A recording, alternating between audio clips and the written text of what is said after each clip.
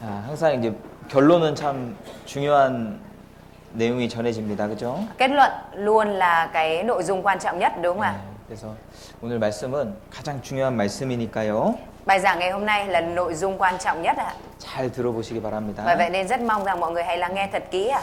잠깐 같이 기도하겠습니다. Trước tiên chúng ta cùng cầu nguyện ạ. 우리를 사랑하시는 하나님 아버지 감사드립니다. Chúng con xin dâng lời cảm tạ Đức Chúa Trời là Cha yêu thương của chúng con. 우리에게 진리의 말씀, 성경을 알려주시고 Chúa ban cho chúng con lời chân lý là lời Kinh Thánh. 또 하나님의 뜻과 계획을 알게 하심을 감사드립니다. Và cảm tạ Chúa cho chúng con biết được ý muốn cũng như kế hoạch của Chúa. 진리가 무엇인지 우리에게 알려주시고 Xin Chúa cho chúng con nhận biết được chân lý thực sự là gì. 또 우리 인생의 문제를 풀어주시기 원합니다. Nguyện xin Chúa Ngài giải tỏa vấn đề cuộc đời của chúng con. 어제 우리의 많은 죄에 대해서 함께 상고했습니다. Chúa, ngày hôm qua chúng con đã xem xét về nhiều những tội lỗi của bản thân mình. 주님이 많은 죄 주님께서 도와주시고 옳은 길로 좋은 길로 인도해 주시기 원합니다. Nguyện xin Chúa Ngài giúp đỡ để giải quyết nhiều vấn đề tội lỗi này và xin Chúa dẫn dắt chúng con vào con đường tốt đẹp. 우리가 겸손한 마음으로 말씀 앞에 설 수 있도록 Xin Chúa giúp 도와주시옵소서. đỡ để cho chúng con có thể đứng khiêm tốn trước lời của Chúa. 예수님 이름으로 Chúng con thành kính cầu 기도드렸습니다. nguyện nhân danh Đức Chúa Giêsu Christ. Amen. 예. 이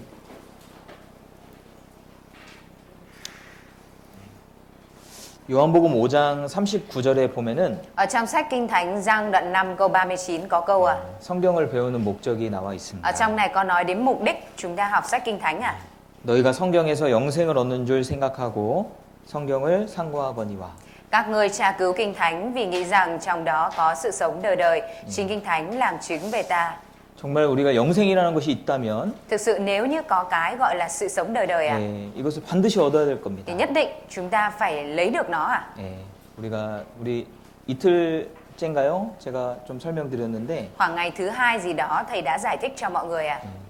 100년이라는 시간을 산다고 할지라도 Cho dù là chúng ta sống trong khoảng 100 năm đi nữa ạ, 예, 우리가 모든 나의 소유를 다 들여서 100년 살 수 있잖아요.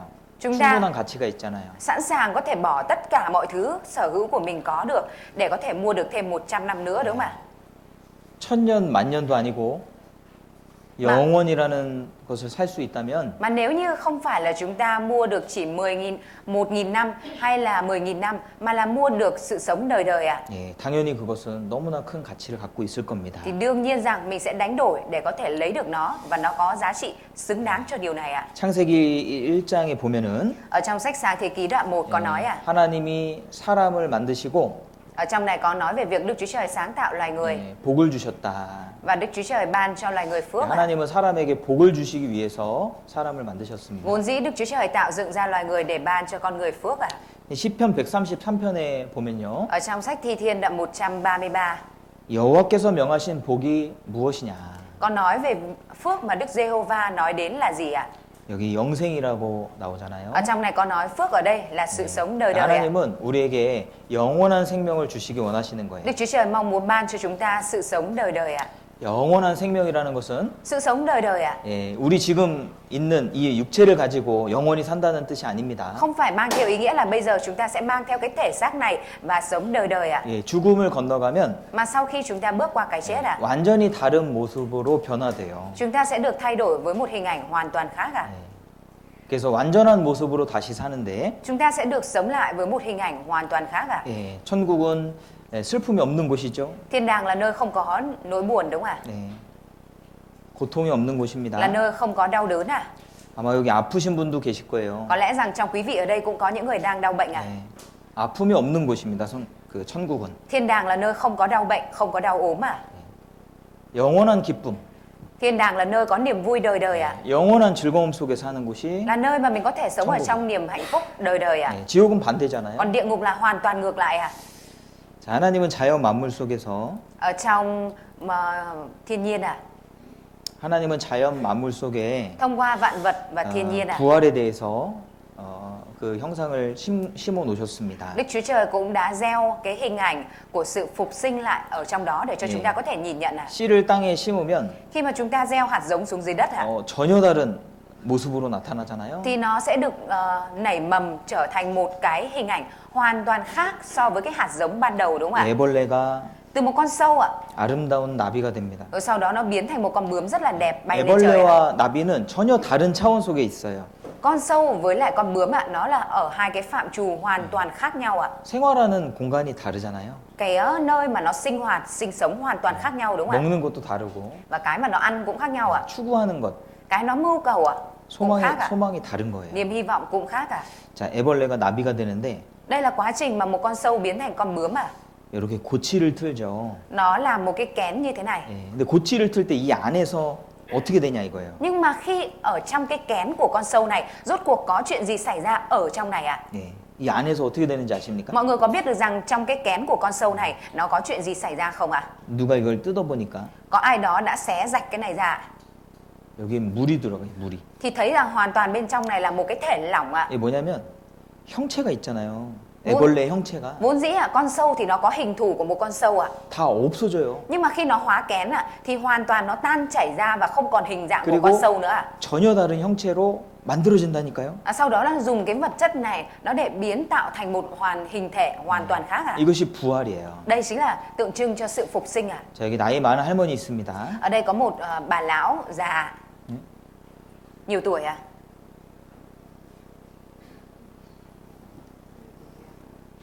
아이고, 예. 이 정도만 바뀌어도 좋겠죠. Chỉ cần thay đổi được thế này thôi cũng đã thấy tốt rồi, đúng không ạ? 근데 이 정도로 바뀌는 게 아니에요. Nhưng mà sau này không phải là chúng ta chỉ thay đổi như thế này thôi ạ. 영원한 생명을 얻는다는 것은 Mà cái việc chúng ta đón nhận được sự sống đời đời 예, 완전히 다른 모습으로 바뀌는 겁니다. có nghĩa là chúng ta sẽ thay đổi với một hình ảnh hoàn toàn khác 그래서 지금 좀 마음에 안 드는 것이 있어도 Nên bây giờ cho dù có một vài điểm ở trên mặt mình không ưng đi nữa 조금 참으시면 돼요. chúng ta chịu đựng cố thêm tí nữa 외모가 좀 마음에 안 드셔도 cho dù 조금만 là mình không 참으시면 có 돼요. vừa lòng với cái ngoại hình của mình thì thôi cũng chịu thêm một tí 금방 바뀐다니까요. Tại vì sau này sẽ sớm thay đổi thôi 좀 생활하는데 부족한 것이 많아도 조금만 참으시면 돼요. Có thể trong đời sống của mình đang có những bất tiện về mặt cơ thể nhưng mà chúng ta chỉ cần chịu đựng thêm chút nữa bởi vì sau này sẽ thay đổi 멀지 않아서 Không lâu nữa 예, 우리가 영원한 천국에 갈 수 있습니다. Không lâu nữa chúng ta có thể đi vào trong thiên đàng 자, 이게 인생길입니다. Đây là con đường đời 예, 인생은 살면 살수록 어려운 것 같아요. Con đường đời càng sống thì càng khó khăn 아이가 짐을 쥐고 있습니다. Đứa trẻ này thì đang vác 예. hành lý 이게 무슨 짐일까요? Liệu rằng hành lý này là hành lý gì 이게 죄의 짐입니다. 죄의 짐. Đây là hành lý của tội lỗi 나이가 어릴 때는 죄를 조금 짓죠. Hồi còn nhỏ thì mắc ít tội đúng không 이제 나이가 점점 많아지면서 Con càng lớn 죄도 커져. 죄도. thì tội lỗi càng ngày càng nhiều 이 죄가 안 없어져요. Tội lỗi không có biến mất 그리고 죽음을 건너갈 때는 Và sau khi mà mình bước qua cái chết 이 모든 것을 다 놓고 가는 것인데 thì mình sẽ phải bỏ lại tất cả mọi thứ và ra đi 뭘 가져갔어요? Tuy nhiên có cái gì mà mình mang theo sau khi chết 죄의 짐을 가져갔잖아요. Mình sẽ mang theo gánh nặng tội lỗi đi theo 죽을 때 가져가는 것은 딱 한 가지입니다. Cái duy nhất mà mình có thể đem qua cái chết 죄를 가져가는 Đó 거예요. chính là mình mang tội lỗi theo 그래서 이 죄, 우리에게도 죄가 있잖아요. Bởi vậy nên chúng ta phải giải quyết vấn đề tội lỗi này bởi vì mỗi chúng ta đều Trời. có tội lỗi 이 죄 문제를 vấn đề tội lỗi 해결하셔야 됩니다. Vấn đề tội lỗi là cái mà mình phải giải quyết 인생에서 가장 큰 문제가 무엇일까요? Vấn đề lớn nhất trong cuộc đời của mình là gì 바로 죄에 대한 문제입니다. Đó chính là vấn đề liên quan đến tội lỗi 하나님 앞에 가면은 Bởi vì khi mà mình đứng trước mặt Đức Chúa Trời 가장 큰 문제가 이 죄 문제일 cái 거예요. vấn đề lớn nhất ở đây là vấn đề tội lỗi 이걸 미루시면 안 됩니다. Và mình không được đẩy lùi cái việc giải quyết vấn đề tội lỗi này nữa 애플 아이폰을 만든 스티브 잡스가 Steve Jobs là người đã sáng lập công ty Apple 젊은 나이에 죽었어요. Ông đã chết vào cái độ tuổi còn trẻ 췌장암에 걸려서 죽었습니다. Ông đã chết do ung thư tuyến tụy 근데 그가 남긴 그 전기를 책으로 썼는데요. Và người này đã viết lại những cái mẩu thông điệp cuối cùng của mình vào một 스티브 cuốn sách 잡스가요.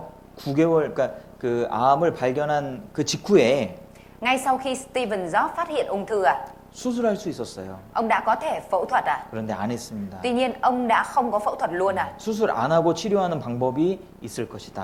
Ông nghĩ rằng có cái phương pháp có thể trị liệu bệnh ngoài cái việc phẫu thuật à? 결국에는 이제 죽었거든요. Nhưng mà rồi cuối cùng là ông đã chết à? 그러니까 이 기회라는 것이 있잖아요. Cái được gọi là cơ hội à? 예. 지금 우리 이 시간에도 Kể cả trong cái thời giờ này cũng vậy à? 성경을 배울 수 있는 기회를 우리가 갖고 있는 겁니다. Chúng ta đang có cơ hội để học sách Kinh Thánh à?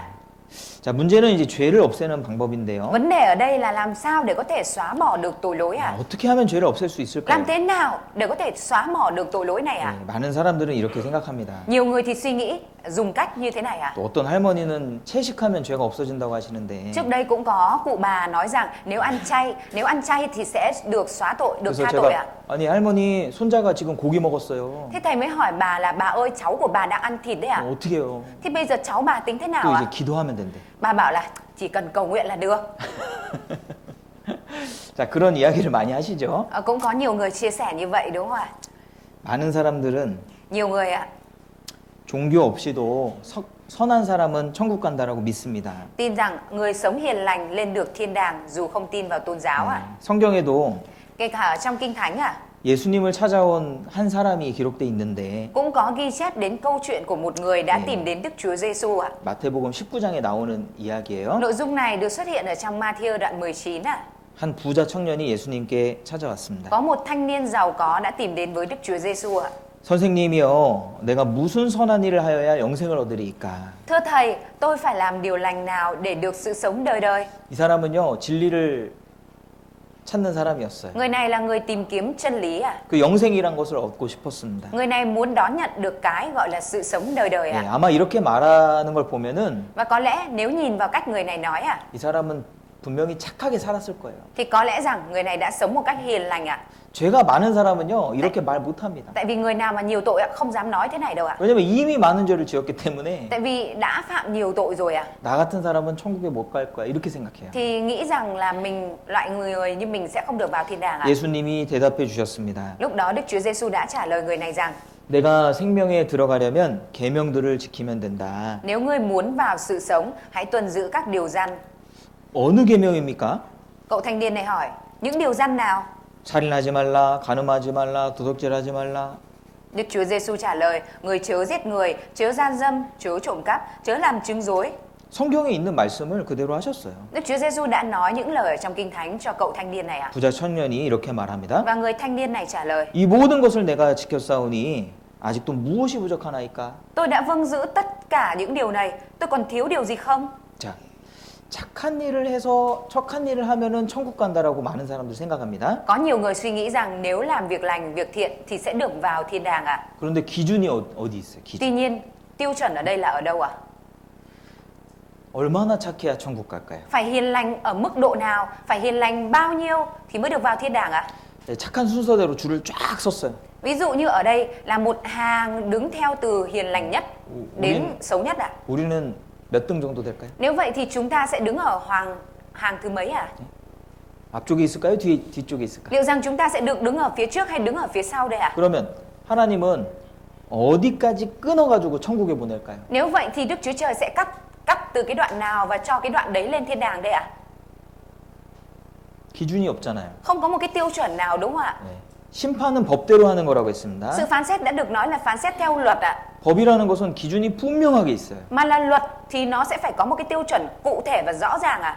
법이 기준이 없으면은 심판하기가 어려울 겁니다. Nếu như mà luật không có rõ ràng và cụ thể thì không có thể nào mà phân xử được ạ. 예수님은 부자 청년에게 다시 말씀하셨어요. Đức Chúa Giêsu nói lại với cậu thanh niên này. 구체적으로 말씀하신 거예요. Ngài nói một cách rất cụ thể ạ. 내 소유를 팔아 가난한 자들에게 주라. Con hãy bán những gì mình có và phân phát cho người nghèo. 예. 정말 영생이 이 소유를 팔아 가난한 자들에게 주면은 정말 영생을 얻는다면 Nếu như ví dụ bán hết tất cả tài sản của mình mà có thể mua được sự sống đời đời 그렇게 하지 않겠어요? thì chẳng lẽ là mình lại không làm vậy hay sao ạ? 아니 진짜 영생 얻는 것이 맞다면 Nếu như mà thực sự bởi điều đó mà có được sự sống đời đời ạ 그렇게 해야죠. thì phải làm như vậy đúng không ạ? 그런데 Tuy nhiên ạ, 이 부자 청년이 말합니다. cậu thanh niên này trả lời ạ. 이 말씀을 듣고 근심하며 가니라. Khi nghe lời này, thanh niên ấy buồn bã bỏ đi. 이 사람 돈이 많았거든요. Người này có rất nhiều tiền ạ. 그러니까 영생을 포기해버렸어요. Bởi vậy nên cậu thanh niên này đã từ bỏ sự sống đời đời ạ. 자, 사람들은 자기가 할 수 있는 정도의 선행을 생각해요. Con người ta thì thường làm được việc thiện ở trong cái mức độ mà mình nghĩ là mình có thể thôi ạ. 사람들은 조금 지키고 다 지킨 것처럼 착각합니다. Con người ta hay lầm tưởng rằng trong khi mình chỉ có tuân giữ được một phần thôi, nhưng mà mình cứ tưởng là mình tuân giữ hết tất cả rồi ạ. 병을 고치려면은 Để có thể chữa bệnh ạ, 자기가 병이 있다는 것을 먼저 알아야 돼요. thì trước tiên bản thân phải biết mình có bệnh đã.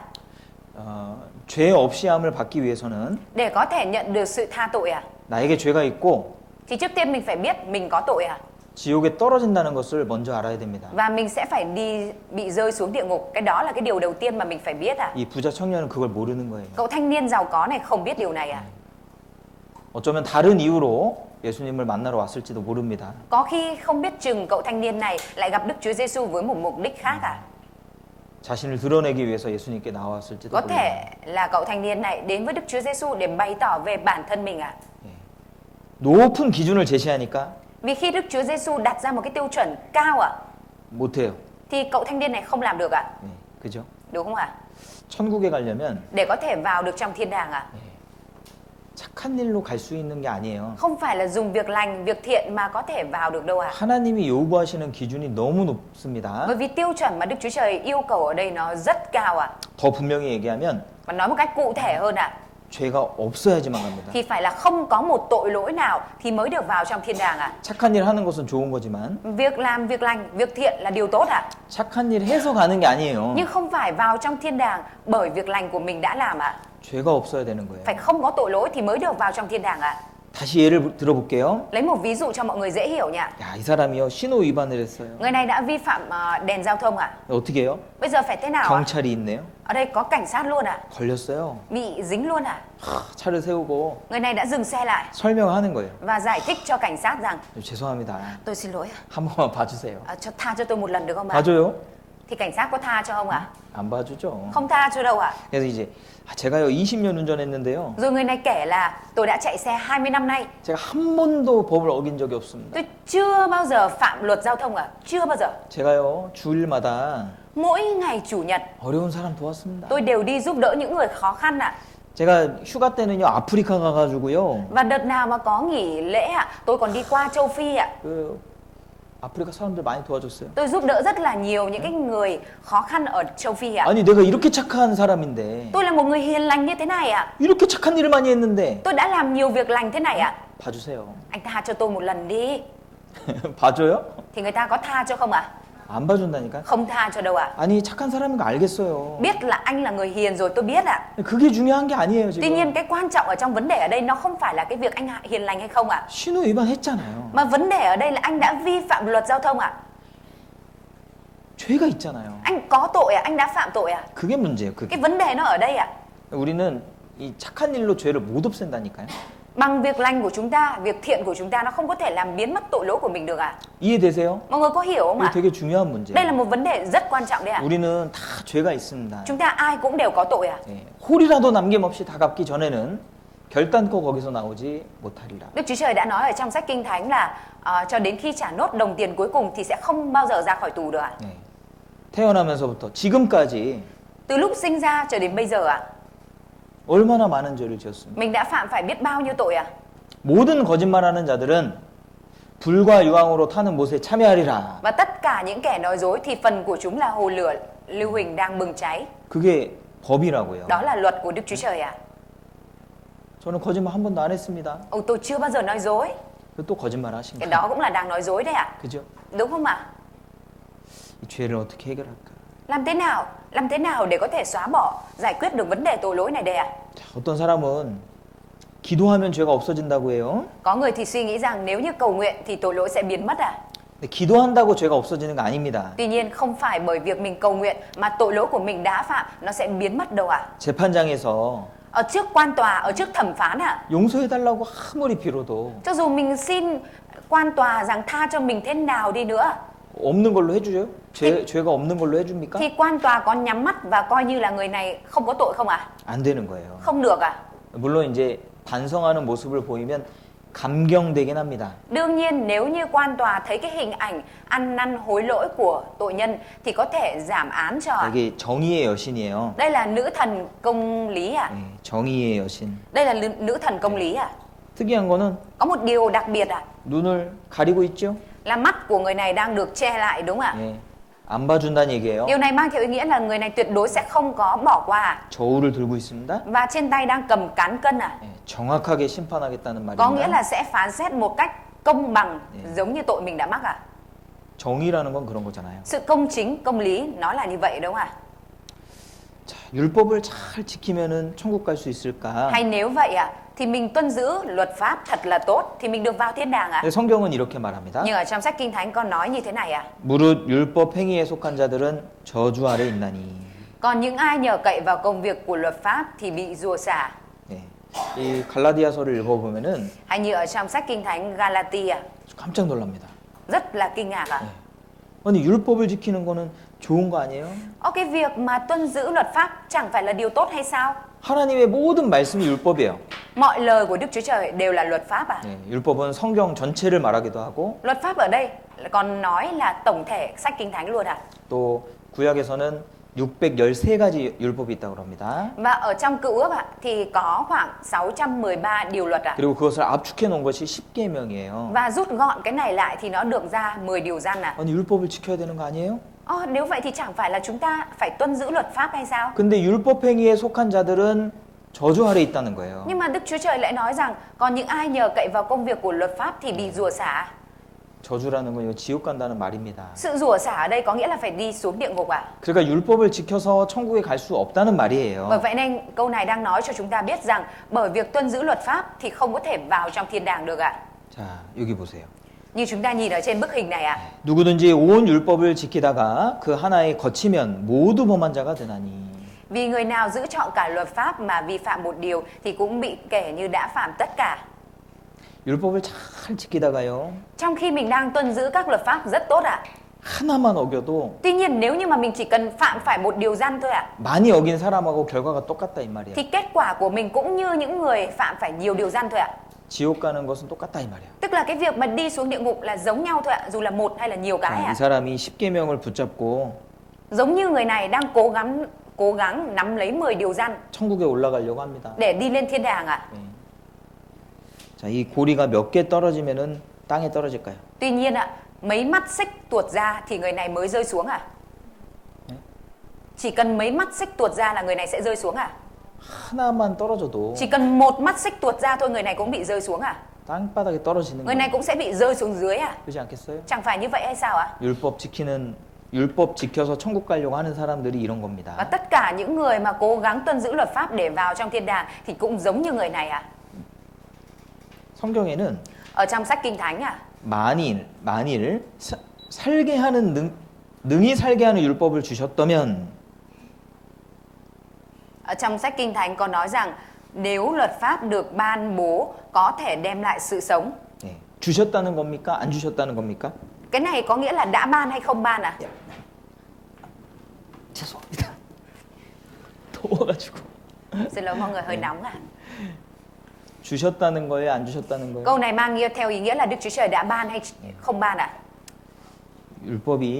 율법이 살게 하는 율법이 아니다 이 말이에요. Có nghĩa là luật pháp ở đây không phải được ban ra là để cứu sống người đó ạ. 율법은 사람을 죽이는 거예요. Luật pháp là để hại người đó, xử lý người đó ạ. 율법은 지켜서 천국 오라고 주신 게 아니에요. Vốn dĩ luật pháp được Đức Chúa Trời ban ra không phải là để tuân giữ rồi dùng cái đó vào trong thiên đàng ạ. 율법은 거울과 같은 겁니다. Mà luật pháp giống như là cái gương ạ. 예, 읽어주세요. Trong này có nói, vì chẳng có một người nào bởi việc làm theo luật pháp mà được kể là công chính trước mặt Ngài, vì nhờ luật pháp người ta nhận biết tội lỗi. 율법은 뭐예요? 죄를 깨닫는 거예요. Ở đây có nói, nhờ luật pháp làm sao ạ? Mà người ta nhận biết được tội lỗi ạ. 우리 얼굴에 뭐가 묻어도요. Ví dụ như trên mặt mình có dính cái gì đó ạ. 거울을 안 보면 모릅니다. Nhưng mà nếu như mà mình không soi gương thì mình sẽ không biết ạ. 근데 거울을 보면은 Nhưng nếu mình soi gương ạ, 나한테 뭐가 묻었는지 보이잖아요. thì mình sẽ thấy là mình dính cái gì đúng không ạ? 그러니까 율법을 지켜보면은 Và khi mà mình thử tuân giữ luật pháp cũng vậy ạ. 내가 얼마나 죄가 많은지를 알게 돼. Thì mình sẽ biết ngay là mình có nhiều tội như thế nào ạ. 왜 예수님은 그 부자 청년에게 율법을 계명들을 지키라 이렇게 말씀하셨습니다. Tại vì sao Đức Chúa Giêsu lại phán với cậu thanh niên giàu có rằng hãy thử tuân giữ những điều răn đó đi ạ? 예, 지켜 보면은 Bởi vì nếu như mà cậu đó thử tuân giữ rồi ạ, 알게 돼요. thì sẽ biết 못 지킨다는 là 거. mình không thể tuân giữ được ạ. 적당히 조금씩 지키는 사람들은 자기가 다 지키는 줄 알아요. Người mà tuân giữ một chút, tạm thời thôi ạ, thì cứ tưởng là mình đã tuân giữ hết tất cả. 원래는 못 지키는 건데 지금. Vốn dĩ cái đó là không thể tuân giữ được ạ. 예? 완전하게 지키려고 해보면 Nếu như mà mình cố gắng để tuân giữ nó một cách hoàn hảo và triệt để ạ, 내가 절대 율법을 지킬 수 없다는 것을 금방 알게 됩니다. thì mình sẽ nhận biết ngay là mình không có thể tuân giữ được luật pháp ạ. 거울이에요, 거울. Luật pháp là chiếc gương cho mình ạ. 그래서 어제 우리가 죄에 대한 말씀을 쭉 찾아보니까 Ngày hôm qua chúng ta đã tìm những cái câu kinh thánh nói về tội lỗi ạ. 예, 우리 죄가 너무 많다는 거 알게 Chúng ta 되잖아요. đã nhận biết được rằng mình có rất nhiều tội lỗi ạ. 그죠? Đúng không ạ? 자, 이 나이 많으신 할아버지 할머니들은 Đặc biệt những cụ ông, cụ bà có tuổi rồi ạ. 죄가 없다고 막 말씀하시는 분도 있어요. Cũng có những vị nói rằng là tôi không có tội gì cả. 예, 죄가 없으면 안 돼요. Không có tội là không được đâu ạ. 예? 죄가 많습니다, 우리는. Chúng ta thực tế là có rất nhiều tội ạ.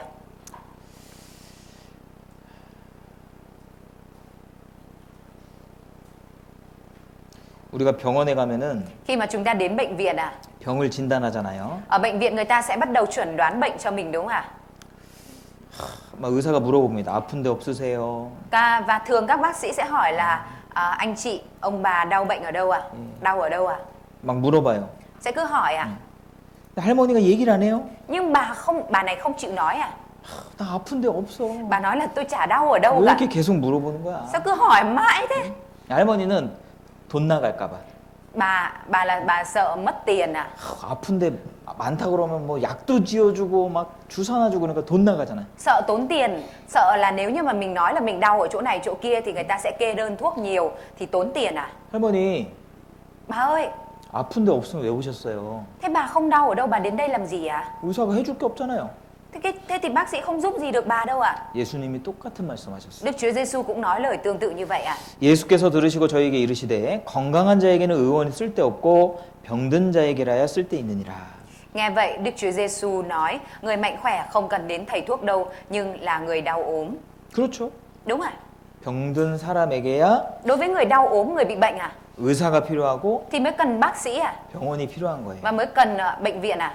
예수님은 영혼의 의사예요. Đức Chúa Giêsu là bác sĩ về mặt linh hồn à. 예수님은 우리 죄를 위해서 오셨단 말이에요. Đức Chúa Giêsu đã đến vì linh hồn của chúng ta. 내가 의인을 부르러 온 것이 아니요 Đức Chúa Giêsu đã nói ta đến không phải để gọi người công chính, 죄인을 부르러 왔노라. nhưng gọi kẻ có tội. 예, 의사가 어디 아프냐고 왜 물어봐요? Tại vì sao bác sĩ lại hỏi là đau ở đâu à? 고쳐주려고. Để bác sĩ chữa cho ạ. 왜 성경에 계속 죄를 이야기합니까? 우리 Tại vì sao trong sách Kinh Thánh liên tục nói đến tội lỗi à? 죄를 고치려고 하는 거예요. Đó chính là để chữa trị vấn đề tội lỗi này cho chúng ta. 방법이 있기 때문에. Vì có phương pháp ạ. 자, 사람들이 생각하는 여러 가지 방법들은 nhiều 성경하고 맞진 않습니다. nhiều những phương pháp mà con người có nghĩ rằng là có thể tha tội được thì nó lại không đúng với Kinh Thánh à. 성경은요 방법이 없다고 얘기해요. Sách 방법. Kinh Thánh nói là không có phương pháp à. 제자들이 듣고 심히 놀라 가로되 Các môn đồ nghe điều này thì vô cùng kinh ngạc và nói rằng 그런즉 누가 구원을 얻을 수 있으리까? vậy thì ai có thể được cứu? 예수님이 이렇게 말씀하셨어요. Đức Chúa Giêsu đã nói như thế này à? 사람으로는 할 수 없으되 Loài người không làm được điều này, 하나님으로서는 다 할 수 있느니라. nhưng Đức Chúa Trời làm được mọi sự. 사람은 못해요. Con người không có thể làm được điều này à? 자기 죄를 없애는 것을 못한다고요. Tức là con người không có thể nào mà tự xóa bỏ tội lỗi mà mình đã mắc à? 그래서 구원이라는 것이 필요한 거예요. Bởi vậy nên con người chúng ta mới cần cái được gọi là sự cứu rỗi, 이 sự cứu 사람이 vớt 물에 à? 빠졌어요. Giống như người này thì đang bị rơi xuống nước à? 예? 어떻게 해요? Bây giờ phải làm thế nào đây ạ? 나올 수가 없어 자기 힘으로. Người này bằng sức của mình không có thể ra khỏi đây ạ. 할 수 있는 거는 외치는 거밖에 없어요. 도와주세요, 도와주세요. Cái duy nhất người này có thể làm đó là xin cứu tôi ạ. 자, 이 사람 수영을 못합니다. Người này không biết bơi ạ. 그냥 두면 죽어요. Để vậy thì người này sẽ chết ạ. 누가 건져주면 사는 거예요. Nếu có ai đó cứu người này thì người này sẽ sống à? 누가 건져주면 살고 Nếu ai đó cứu vớt người này thì người này được sống à? 안 건져주면 죽습니다. Còn nếu không ai cứu vớt thì người này sẽ chết à? 예, 이럴 때 구원이라는 단어를 쓰는 거예요. Trong trường hợp này chúng ta sẽ sử dụng cái từ được gọi là sự cứu rỗi, sự cứu vớt ạ. 여기 빚을 많이 졌어요. Giống như người này thì mắc rất là nhiều nợ ạ. 예. 그냥 두면은 Nếu như mà cứ để thế 이 빚을 못 갚아서 thì người này sẽ không có trả nợ được 감옥에 가야 돼요. và cứ thế mà đi vào tù 예. 책임을 져야 되잖아요. Tại vì phải chịu trách nhiệm cho cái món nợ của mình 자기는 돈이 없어 못 갚아요. Mà bản thân thì không có tiền, không có thể tự trả được ạ. 근데 부모님이 Tuy nhiên ba mẹ của người này 집을 팔아서 bán nhà, 오토바이 팔고 bán xe ạ. 어떻게든 돈을 구했어. Làm mọi cách để gom được tiền về trả cho con ạ. 그래서 대신 갚아줬어요. Rồi trả thay cho con món nợ ạ. 그럼 자유로워지잖아요. Và bây giờ thì người con này được tự do khỏi món nợ đúng không ạ? 빚에서 구원을 얻은 거예요. Ở đây tức là người con trai đã được giải phóng, được cứu rỗi khỏi món nợ ạ. 죄도 마찬가지입니다. Đối với tội lỗi cũng vậy ạ. 내가 죄를 어떻게 없앨 수가 없어요. Mình không có thể tự làm thế nào để làm biến mất cái tội lỗi này được ạ. 죄는 없어지는 게 아니에요. Bởi vì tội lỗi không phải là cái mình có thể tự làm biến mất được ạ. 죄에서도 우리가 구원이 필요한 거예요. Chúng ta cũng cần nhận được sự cứu rỗi khỏi tội lỗi ạ. 그래서 이 구원은 Bởi vậy nên sự cứu rỗi ạ 죄 사함으로 말미암는 구원이라고 돼 있어요. được nói là sự tha tội mà biết sự cứu rỗi ạ. 죄 사함으로 말미암는 구원. Nhờ sự tha tội mà biết sự cứu rỗi ạ. 이 죄를 용서받는 방법이 있다는 겁니다. Ở đây mang kiểu ý nghĩa là có cái phương pháp để mình có thể nhận được sự tha tội ạ. 자, 지금부터 잘 들으셔야 돼요. Bắt đầu từ bây giờ mọi người phải lắng nghe kỹ nha. 중요한 말씀을 Bây giờ 드리겠습니다. thầy sẽ chia sẻ nội dung quan trọng ạ. 자, 예수님이라는 분이 계셔요. Có một đấng gọi là Giêsu ạ. 예, 아까 요한복음 5장 39절에 보면은 Ở trong sách Giăng đoạn 5 câu 39 vừa nãy chúng ta có tìm ạ. 너희가 성경에서 영생을 얻는 줄 생각하고 성경을 상고하거니와. Các ngươi tra cứu kinh thánh vì nghĩ rằng trong đó có sự sống đời đời, chính kinh thánh làm chứng về ta. 이 성경이 곧 내게 대하여 증거하는 것이로다. Chính kinh thánh làm chứng về ta. 누구에 대해서 증거합니까? Làm chứng về ta, ta ở đây là ai ạ? 예수님에 대해서 증거하는 Là 거예요. làm chứng về Đức Chúa Giêsu ạ. 예수님이 2000년 전에 이 땅에 오셨습니다. Đức Chúa Giêsu đã đến trên đất này cách đây 2000 năm trước ạ. 그리고 33년을 사셨어요. Và Ngài đã sống 33 năm ở trên 그리고 đất này ạ. 십자가에 달려 돌아가셨는데 Đức Chúa Giêsu đã bị đóng đinh ở trên thập tự giá rồi qua đời. 예수님이 누구신지가 여기 기록이 돼 있어요. Ở trong sách Kinh Thánh có ghi chép cho chúng ta biết Đức Chúa Giêsu là ai ạ? 이는 그가 자기 백성을 저희 죄에서 구원할 자임이심이라. Ở đây có nói vì chính con trai ấy sẽ cứu dân mình ra khỏi tội. 이 예수라는 이름의 뜻이 구원이란 뜻이에요. Ý nghĩa của cái tên Giêsu có nghĩa là đấng cứu rỗi ạ. 그 이름대로 Và theo đúng như cái tên này ạ, 사람들을 구원하기 위해서 오셨다 이 말이에요. Đức Chúa Giêsu đã đến để cứu vớt con người ạ. 자, 같이 읽어보실까요? Chúng ta cùng đọc câu Kinh Thánh này ạ. 미쁘다 모든 사람이 받을 만한 이 말이요 그리스도 예수께서 죄인을 구원하시려고 세상에 임하셨다 Trong những 하였도다. tội nhân đó, ta là người đứng đầu. 미쁘다 참되고 진실되다. Đây là lời chắc chắn và hoàn toàn đáng tiếp nhận. 모든 사람들이 반드시 필요한 말이다 이 Có nghĩa 말이에요. rằng đây là lời mà tất cả mọi người đều cần ạ. 예수님이 왜 오셨냐? Tại vì sao Đức Chúa Giêsu lại đến ạ? 죄인을 구원하시려고 이 땅에 오셨다. Đức Chúa Giêsu đã đến trong thế gian để cứu vớt tội nhân ạ. 죄인이 누구예요? Và tội nhân ở đây là ai ạ? 누구 때문에 오셨다는 거예요? Có nghĩa là Đức Chúa Giêsu đến trên thế gian này là vì ai ạ? 여러분들 죄인입니까 아닙니까? Mọi người có phải là tội nhân không ạ? 죄인이라는 것은 죄를 지은 사람. Tội nhân tức là sao ạ? Là người đã mắc tội ạ. 우리가 죄를 많이 Và 지었잖아. chúng ta thành thực mà nói là mình đã phạm rất nhiều tội 아, đúng không ạ? 나를 위해서 오셨구나 예수님. Có nghĩa là Đức Chúa Giêsu trên thực tế là đến trên thế gian này là vì mình ạ. 자, 요거를 좀 설명을 드릴게요. Thầy sẽ giải thích nội dung này bằng câu chuyện này ạ. 자, 이 빚을 대신 갚을 수 있는 것처럼 Giống như món nợ có thể trả thay ạ. 자, 죄도 Tội cũng vậy ạ. 대신 갚을 수 있는 거예요. Có thể trả thay ạ. 보시면은 Như ở đây ạ.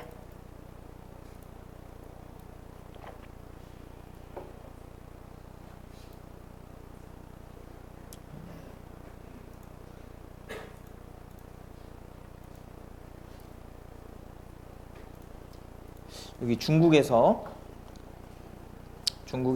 쌍둥이 형제가 있었습니다. Ở bên Trung Quốc có một cặp anh em song sinh ạ. 형은 이제 하나님을 믿는 사람이었고 Người anh là người tin Đức Chúa Trời ạ.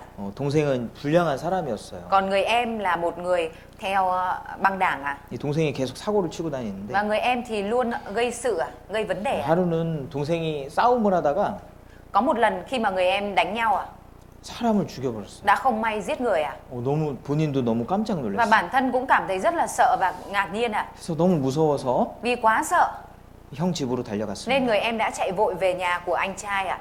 형한테 상황을 설명했어요. Em trai đã giải thích cho anh trai việc đã xảy ra à? 형이요, Và người anh này à? 일단 옷을 바꿔 입었어요. Đầu tiên đã đổi áo với người em à? 예. 경찰이 계속 추격을 해옵니다. Rồi sau đó là cảnh sát đi đằng sau để điều tra dấu vết à? 형 집까지 온 거예요. Rồi đã đến được nhà của anh trai à? 피 묻은 옷을 누가 입고 있습니까? Và lúc này à, ai là người đang mặc cái áo dính máu à? 형이 입고 있으니까 Là người anh trai à? 누굴 잡아갔어요? Nên là người ta bắt ai đi à? 형을 잡아갔어요. Người ta đã bắt người anh đi à? 사람을 죽였으니까요. Và vì đã phạm tội giết người à? 사형 판결을 받았고 Nên là đã bị tuyên án tử hình à? 형이 빠르게 진행이 됐습니다. Và rồi sau đó án tử của người anh đã được thi hành rất nhanh chóng à? 형이 죽었어요. Rồi sau đó người anh đã chết à? 동생 대신에 끌려가서 죽었단 말이에요. Tức là người anh đã bị kéo đi thay cho người em và chết à? 그 소식을 동생이 들었습니다. Khi mà nghe tin tức này à, 내가 사람을 죽였는데 thì người em thấy rằng rất dằn vặt bởi vì 우리 rõ là 형, mình 우리 là người giết 형은 người à? 평생 착하게 살았던 사람인데 Anh mình là người sống cả đời hiền lành à? 나 때문에 죽었구나. Nhưng mà vì mình mà anh đã phải chết à? 너무 마음이 아팠어요. Lòng người này quá cắn rứt à? 그래서 며칠 동안 괴로워하다가 Sau mấy ngày cắn rứt lương tâm và đau lòng à? 예, 경찰서로 자수를 하러 Người 갔습니다. này đã quyết định đi tự thú à? 예, 거기서 이제 재판이 열렸어요. Và ở tại đó đã mở ra một phiên tòa. 아니 형을 잡아서 죽였는데 Rõ là bây giờ người ta đã tuyên án và xử tử người anh 동생이 rồi. 다시 와서 내가 범인이다라고 얘기를 하니까 Mà rồi sau đó bây giờ người em lại quay ra bảo mình là người thủ phạm à? 예, 판결이 내려졌습니다. Phán quyết đã được đưa ra như thế này. 무죄 석방이라는 거예요. Đó là người em được tha tội và được thả ra. 깜짝 놀랐죠. Người em rất là ngạc nhiên à? 아니 제가 사람을 죽였는데요. Bởi vì rõ ràng mình là người giết người. 어떻게 무죄가 됩니까? Nhưng mà tại sao lại được phán là vô tội à? 일사부재리라는 원칙이 있습니다. Có nguyên tắc được gọi là nguyên tắc không kiện được một vụ hai lần à? 이 세상에서 Ở trên thế gian này à? 재판을 하잖아요. Người ta phân xử à? 예. 범인이 잡히고 Một khi mà tội phạm đã bị bắt 예. 형벌이 판결이 내려지면 và phán quyết đã được thi hành à? 다시 재판 안 합니다. Thì sẽ không có phân xử lại nữa à? 그 재판이 끝납니다. 끝나. Vụ án đó đã kết án, đã xong rồi à? 그 재판에 문제가 있다고 할지라도 Cho dù trong vụ án đó có vấn đề gì nữa à? 다시 재판을 못 해요. Thì sẽ không có thể lôi ra để phân xử lại nữa à? 그래서 석방이 된 거예요. Bởi vậy nên người em mới được thả ra à? 자, 그 사람을 죽인 범인이 잡혔습니다. 비록 잘못 잡혔지만 Tội phạm của cái vụ việc này đã bị bắt, mặc dù là bắt nhầm người à? 그리고 판결을 받았어요. 사형 판결 Và 받았습니다. sau đó phán quyết tử hình đã được thi hành à? 그리고 죽었습니다. Và sau đó người anh đã chết à? 그 재판이 끝난 거예요. Tức là vụ án đó đã kết thúc ở đó à? 죄값이 치러졌다는 말이에요. Có nghĩa là giá trả cho tội đó đã được trả giá rồi à? 그래서 더 이상 치룰 죄값이 없답니다. Bởi vậy nên không có giá gì phải trả nữa à? 자, 이 내용을 이해하시면은 Nếu như mà mọi người hiểu được nội dung này à, 예수님이 왜 오셨는지를 쉽게 이해할 수 thì 있어요. mọi người có thể dễ dàng hiểu được tại sao Đức Chúa Giêsu lại đến trên đời này à? 예수님은요, Đức Chúa Giêsu à? 자기 목숨을 많은 사람의 대속물로 주려 함이니라. Ở trong Kinh Thánh đã nói à, Ngài phó mạng sống mình làm giá chuộc cho nhiều người à? 대속물은 뭐예요? Giá chuộc là gì ạ? 대신 죽으러 왔다는 거예요. Có nghĩa là Ngài đến để chết thay cho chúng ta. 예수님이 십자가에 못 박혀서 죽으셨어요. Đức Chúa Giêsu đã bị đóng đinh và chết trên thập tự giá. 예, 그 당시 재판했던 빌라도라는 사람은 Kể cả Phi-lát, người đã phân xử trong vụ án đó à? 여러 번 철저하게 예수님이 어떤 죄를 지었는지 조사했습니다. Đã điều tra rất nhiều lần một cách rất kỹ lưỡng xem Đức Chúa Giêsu có phạm tội gì không ạ? 예, 근데 죄가 안 나오는 거예요. Nhưng mà không thấy Đức Chúa Giêsu phạm tội gì à? 죽일 죄가 없고 Không có tội gì để giết à? 예, 예수님은 죄가 없으신 분이거든요. Đức Chúa Giêsu vốn dĩ là đấng không có tội lỗi à? 그런데 왜 이렇게 끔찍하게 죽으셨을까요? Thế nhưng mà tại sao Đức Chúa Giêsu lại phải chịu chết một cách khủng khiếp như thế này à? 예수님은 자기 죄 때문에 죽은 게 아니에요. Đức Chúa Giêsu chịu chết như thế này không phải vì tội lỗi của bản thân mình à? 우리 죄 때문에 대신 죽으신 거예요. Mà là Đức Chúa Giêsu chết thay cho tội lỗi của chúng ta à? 요한이라는 사람이 예수님을 만나서 이렇게 소리쳤습니다. Một người tên là Giăng khi nhìn thấy Đức Chúa Giêsu đã nói như thế này: 보라, 세상 죄를 지고 가는 하나님의 어린 양이로다. Kia, chiên con của Đức Chúa Trời là đấng cất tội lỗi của thế gian đi. 왜 사람한테 양이라고 그랬죠? Tại vì sao nhìn vào con người mà lại gọi là chiên ạ? 예, 이스라엘 백성들은요, Bởi vì đối với dân Israel ạ, 죄를 속죄하는 그런 제사를 드리고 있었어요. họ đã liên tục có một cái tế lễ dâng sinh tế lên để làm tế lễ tha tội à? 그래서 흠 없는 양이나 염소를 가져와서 Họ sẽ bắt một con chiên hoặc là một con dê không tì vết đến, 속죄 제사를 지냅니다. rồi sử dụng nó làm tế lễ chuộc tội à? 그럼 하나님이 합법적으로 그 죄를 용서해 주셨어요. Và lúc đó Đức Chúa Trời tha tội cho họ một cách hợp lý, hợp pháp hóa. 자, 이렇게 범한 죄의 깨우침을 받거든 Khi mà người đó nhận biết ra mình tội mình đã phạm à? 이 사람이 자기 죄를 깨달았어요. Người này đã nhận biết ra tội mình đã phạm à? 예, 표정이 안 좋죠? Nhìn mặt không tốt đúng không ạ? 이 죄를 어떻게 해야 되나? Bây giờ không biết phải làm thế nào với tội này, 큰일 났거든요. bởi vì lớn chuyện rồi à?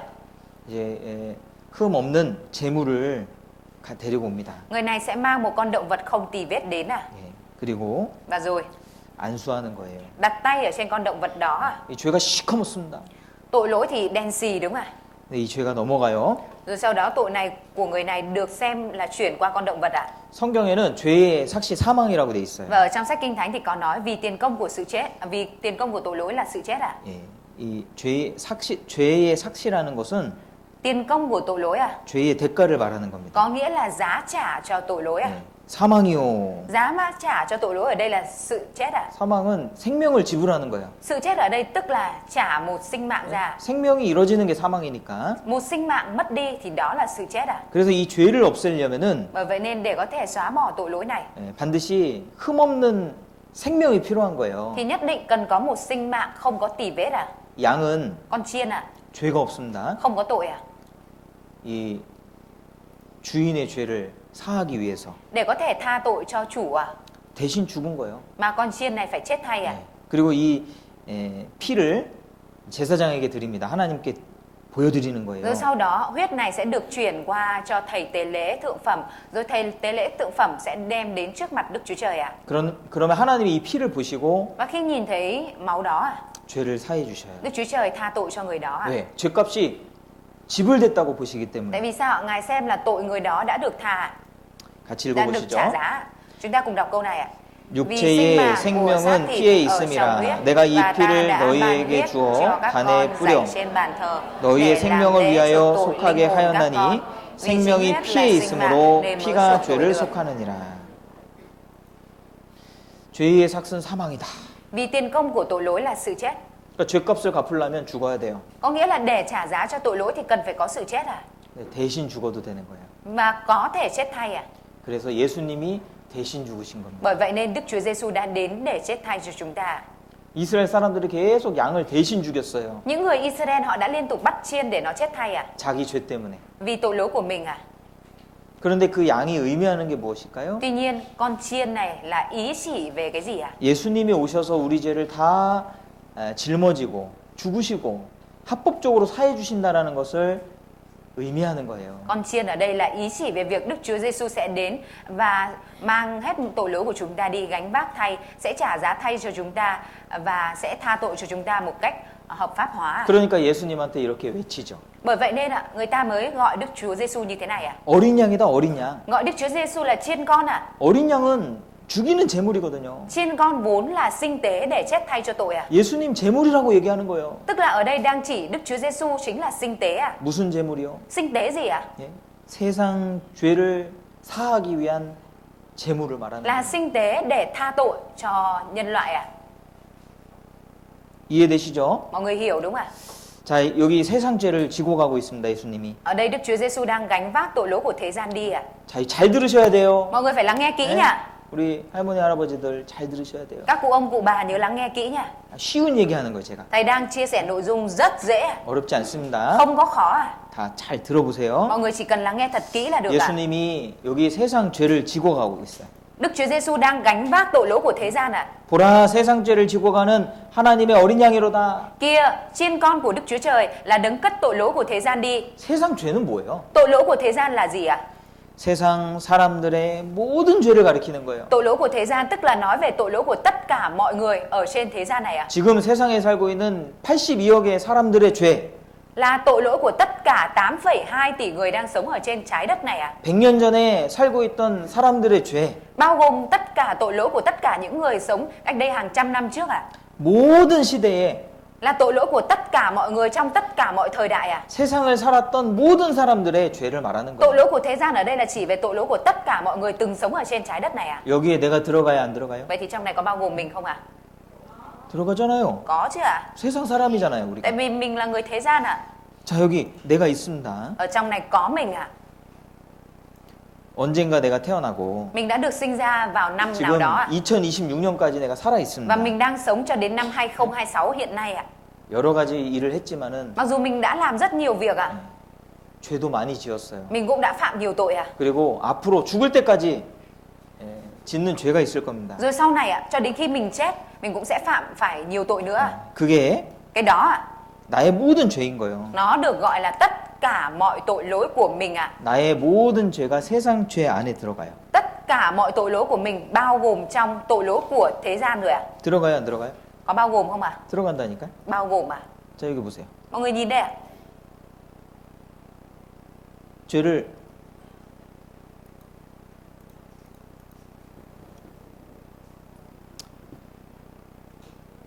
자, 여기 아저씨도 자기 모든 죄를 어디다가 넘겼어요? Tội lỗi của ông chú ở đây đã được chuyển qua đâu ạ?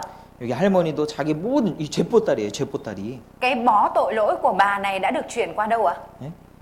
어디로 넘겼습니까? Cái tải tội lỗi này đã được chuyển qua đâu ạ? 예수님께 넘긴 거예요. Đã được chuyển qua cho Đức Chúa Giêsu ạ. 자, 여기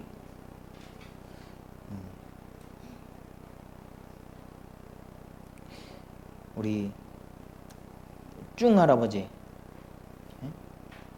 Đây là có chú Trung ạ. 죄를 넘겼을까요? 안 넘겼을까요? Tội lỗi của chú Trung là đã được chuyển qua Đức Chúa Giêsu chưa ạ? 넘겼죠. Đã được chuyển rồi ạ. 우리 넘 할머니 Bà Năm à? 이름 써드려야지.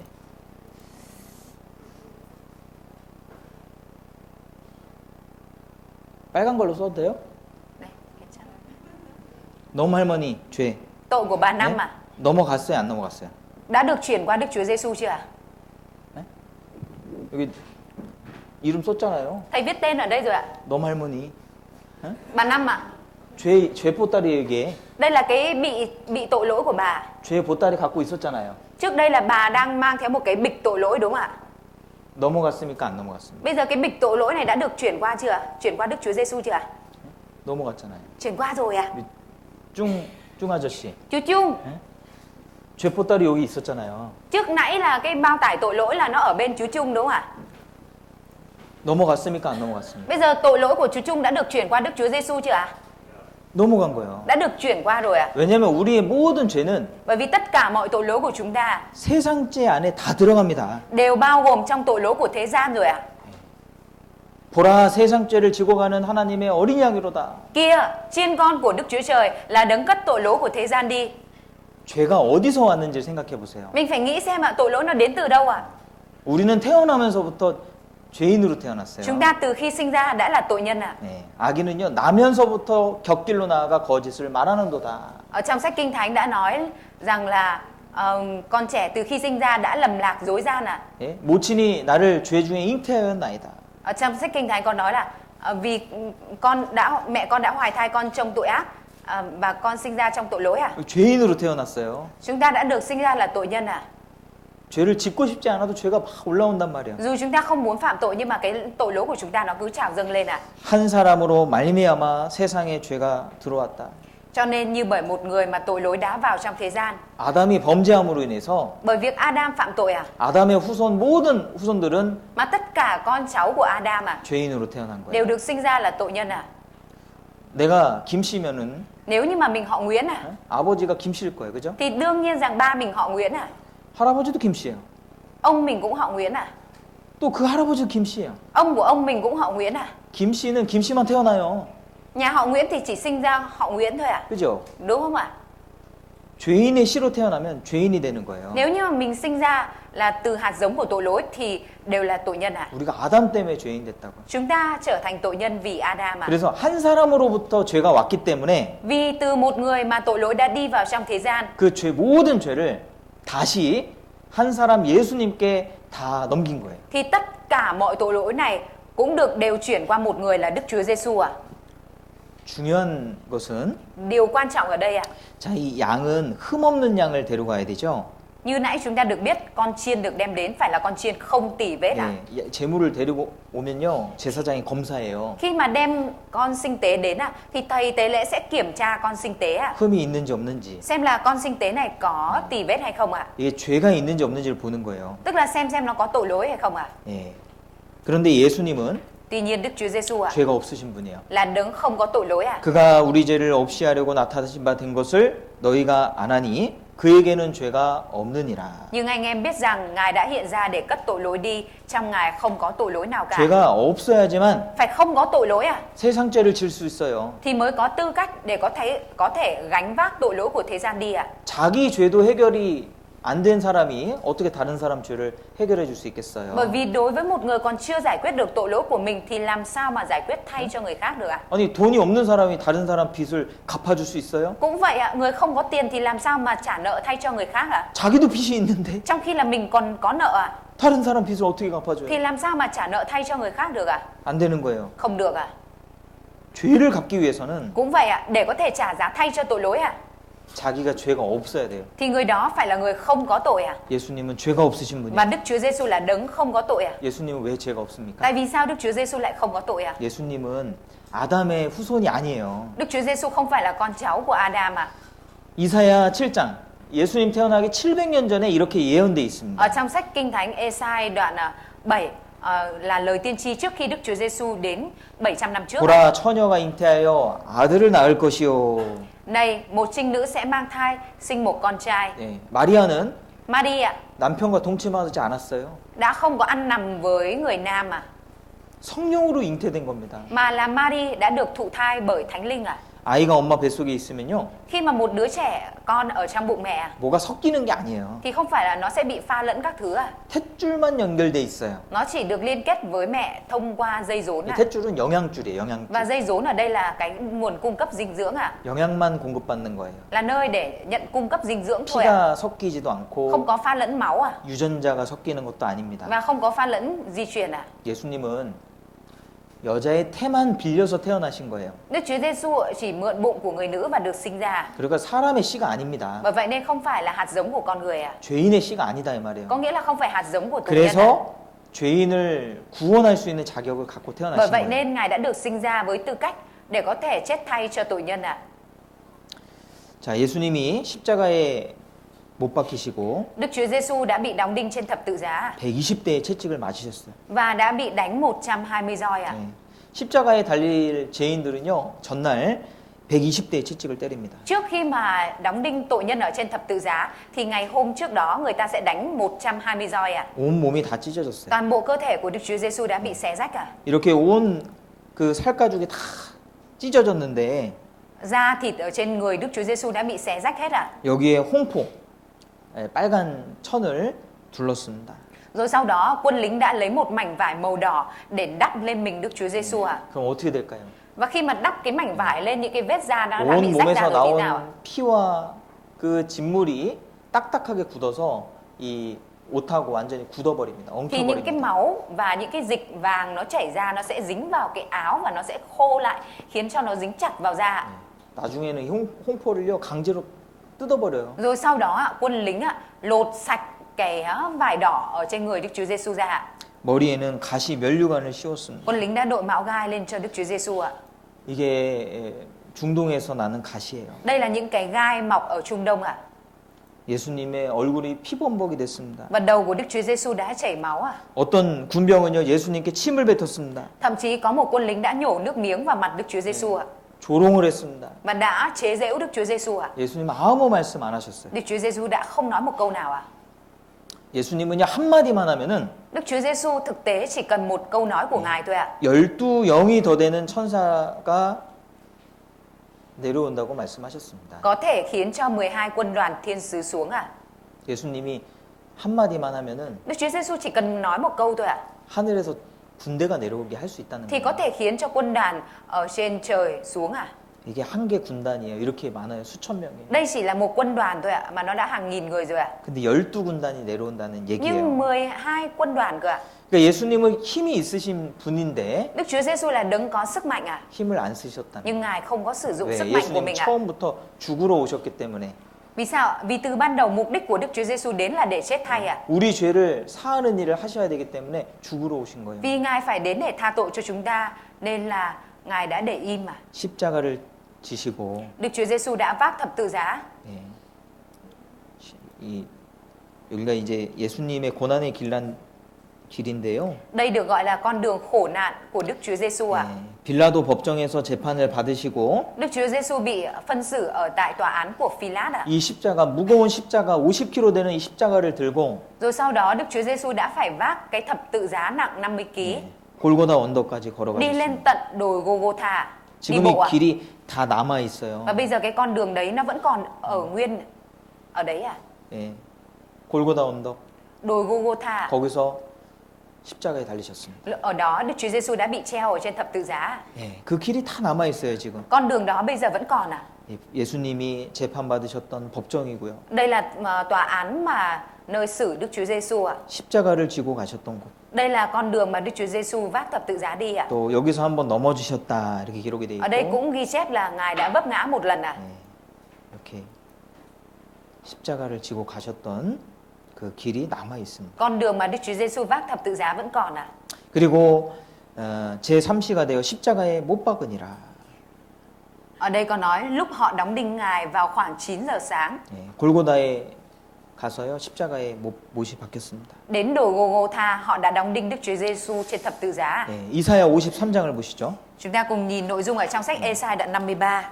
이사야 53장. Ê-sai đoạn 53. 예수님 오시기 700년 전에 기록된 책입니다. Đây là sách được ghi chép trước khi Đức Chúa Giêsu đến 700 năm trước ạ.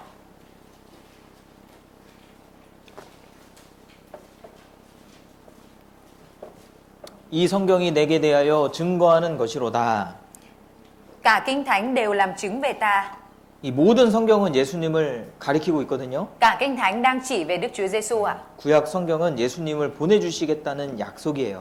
Sách kinh thánh cựu ước chính là những lời hứa về việc Đức Chúa Trời sẽ gửi Đức Chúa Giêsu đến ạ. 네, 그리고 이렇게 말씀하시는 겁니다. Và ở trong kinh thánh có nói như thế này ạ. 우리는 다 양 같아서 그릇 행하여 각기 제 길로 갔거늘 여호와께서는 우리 무리의 죄악을 그에게 담당시키셨도다. Câu 6. Tất cả chúng ta đều như chiên đi lạc, ai theo đường nấy. Đức Giê-hô-va đã làm cho tội lỗi của tất cả chúng ta đều chất trên người. 예, 양은요 길을 잘 못 찾는 짐승이라고 합니다. Con chiên được nói là một loài động vật không dễ tìm đường được ạ. 눈이 어두워요. Tại vì mắt của nó rất là kém ạ. 가까운 거밖에 안 보여요. Nó chỉ nhìn thấy những cái ở gần nó thôi ạ. 그래서 길을 쉽게 잃어버려요. Bởi vậy nên nó rất dễ lạc đường ạ. 우리는 다 양 같아서 Tất cả chúng ta đều như chiên đi lạc. 예, 우리는 하나님의 뜻을 잘 몰랐습니다. Chúng ta đã không biết rõ ý muốn của Đức Chúa Trời ạ. 그리고 내가 가고 싶은 대로 Và chúng ta chỉ đi theo nơi nào mình muốn đi. 우리 마음대로 살았다 이 말이에요. Có nghĩa là chúng ta đã sống tùy ý mình ạ. 우리 마음대로 인생길을 걸었습니다. Chúng ta đã tùy ý mình đi trên con đường đời ạ. 그것이 지옥 가는 길인지도 모르고. Và thậm chí là mình còn đang không biết được rằng con đường mình đang đi là con đường 그런데 đi xuống địa ngục ạ. 하나님께서 우리 무리의 죄악을 예수님에게 담당시키셨도다. Nhưng Đức Chúa Trời đã làm cho tất cả tội lỗi của chúng ta đều chất trên Đức Chúa Giêsu ạ. 우리하고 상의해서 그렇게 하신 게 아니에요. Không phải là Ngài hội ý với chúng ta trước rồi Ngài làm vậy ạ. 무조건 Mà Ngài làm điều đó một cách vô điều kiện. 우리 모든 죄를 가지고 예수님에게 넘겨버린 겁니다. Ngài đã đem tất cả mọi tội lỗi của chúng ta được chuyển qua Đức Chúa Giêsu rồi ạ. 5절 Câu 5 ạ.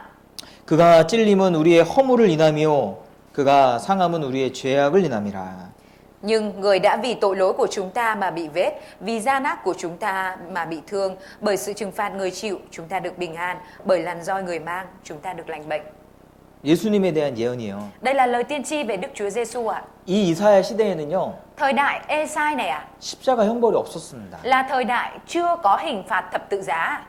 여기 예수님이 찔림은 그가 찔림은 Ở đây có nói ạ, việc mà Ngài bị vết. 십자가 못에 찔렸다 이 말이에요. Ở đây là nói về việc Ngài bị vết đóng đinh ở trên thập tự giá. 이건 예수님에 대한 예언입니다. Đây là lời tiên tri về Đức Chúa Giêsu ạ.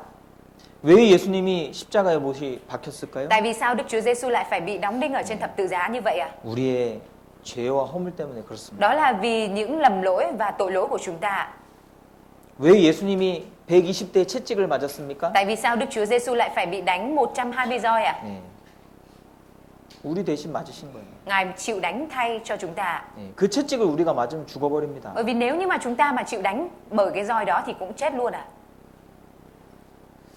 자, 이렇게 채찍을 맞으시고 십자가에 못이 박혔습니다. Đức Chúa Giêsu đã bị đánh roi và bị đóng đinh trên thập tự giá.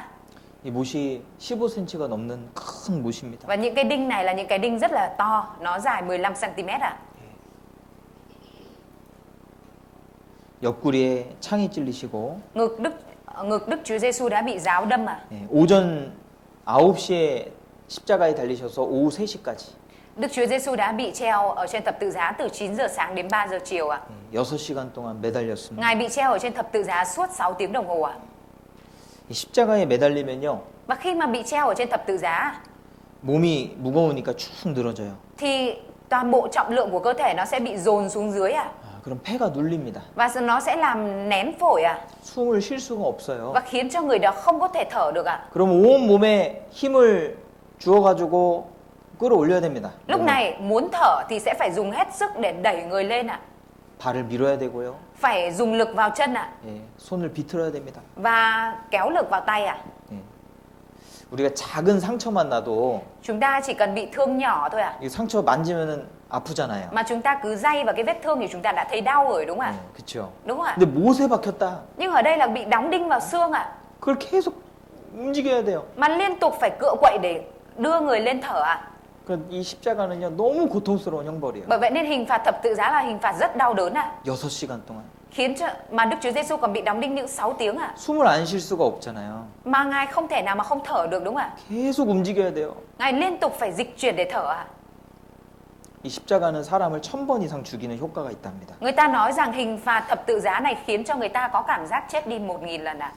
자, 예수님이 가시 면류관을 쓰신 이유는 Lý do Đức Chúa Giêsu phải đội máu gai ạ. 내가 머리로 지은 죄 때문에 쓰신 Đó là 거예요. vì những tội lỗi mà mình mắc phải bằng đầu ạ. 우리가 많은 생각으로 죄를 지어요. Chúng ta đã dùng suy nghĩ của mình và phạm phải rất nhiều tội ạ. 똑똑한 사람은요 계획적으로 죄를 짓습니다. Những người thông minh thì họ phạm tội có kế hoạch ạ. 자기 죄를 숨깁니다. Và che giấu tội lỗi của mình ạ. 얼마나 많은 죄가 이 머릿속에 있습니까? Ở trong đầu mình có biết bao nhiêu tội ạ. 내가 손으로 지은 죄 때문에 Vì những tội lỗi mình mắc phải bằng đôi tay ạ. 손으로 물건을 훔치기도 하고 Có khi mình dùng tay để trộm đồ ạ. 싸우기도 하고 Có khi mình cãi nhau đánh nhau ạ. 누군가를 정죄하기도 하고 Hay có khi là dùng tay để chỉ trỏ định tội ạ. 많은 죄를 짓는 겁니다. Mình phạm phải rất nhiều tội bằng đôi tay ạ. 내가 발로 짓는 죄 때문에 예수님이 십자가에 달리신 거예요. Vì những tội lỗi mình phạm phải bằng đôi chân mà Đức Chúa Giêsu đã bị đóng đinh ở trên chân ạ. 발로 죄 짓기 위해서 여러 곳을 다녔거든요. Mình dùng đôi chân để đi đến nhiều nơi phạm tội ạ. 내가 마음으로 지은 죄 때문에 Vì những tội lỗi mình phạm phải bằng tấm lòng ạ. 예, 마음으로는 많은 죄를 지어요. Tấm lòng mình phạm phải nhiều tội ạ. 사람들은 마음이 안 보이니까 Tại vì tấm lòng con người thì người ta không thấy được ạ. 별의별 마음을 다 갖고 삽니다. Nên là mang đủ kiểu tấm lòng mà sống ạ. 또 마음으로 짓는 죄는 돈이 안 들죠. Và những cái việc mà phạm tội trong tấm lòng thì không tốn tiền đúng không ạ?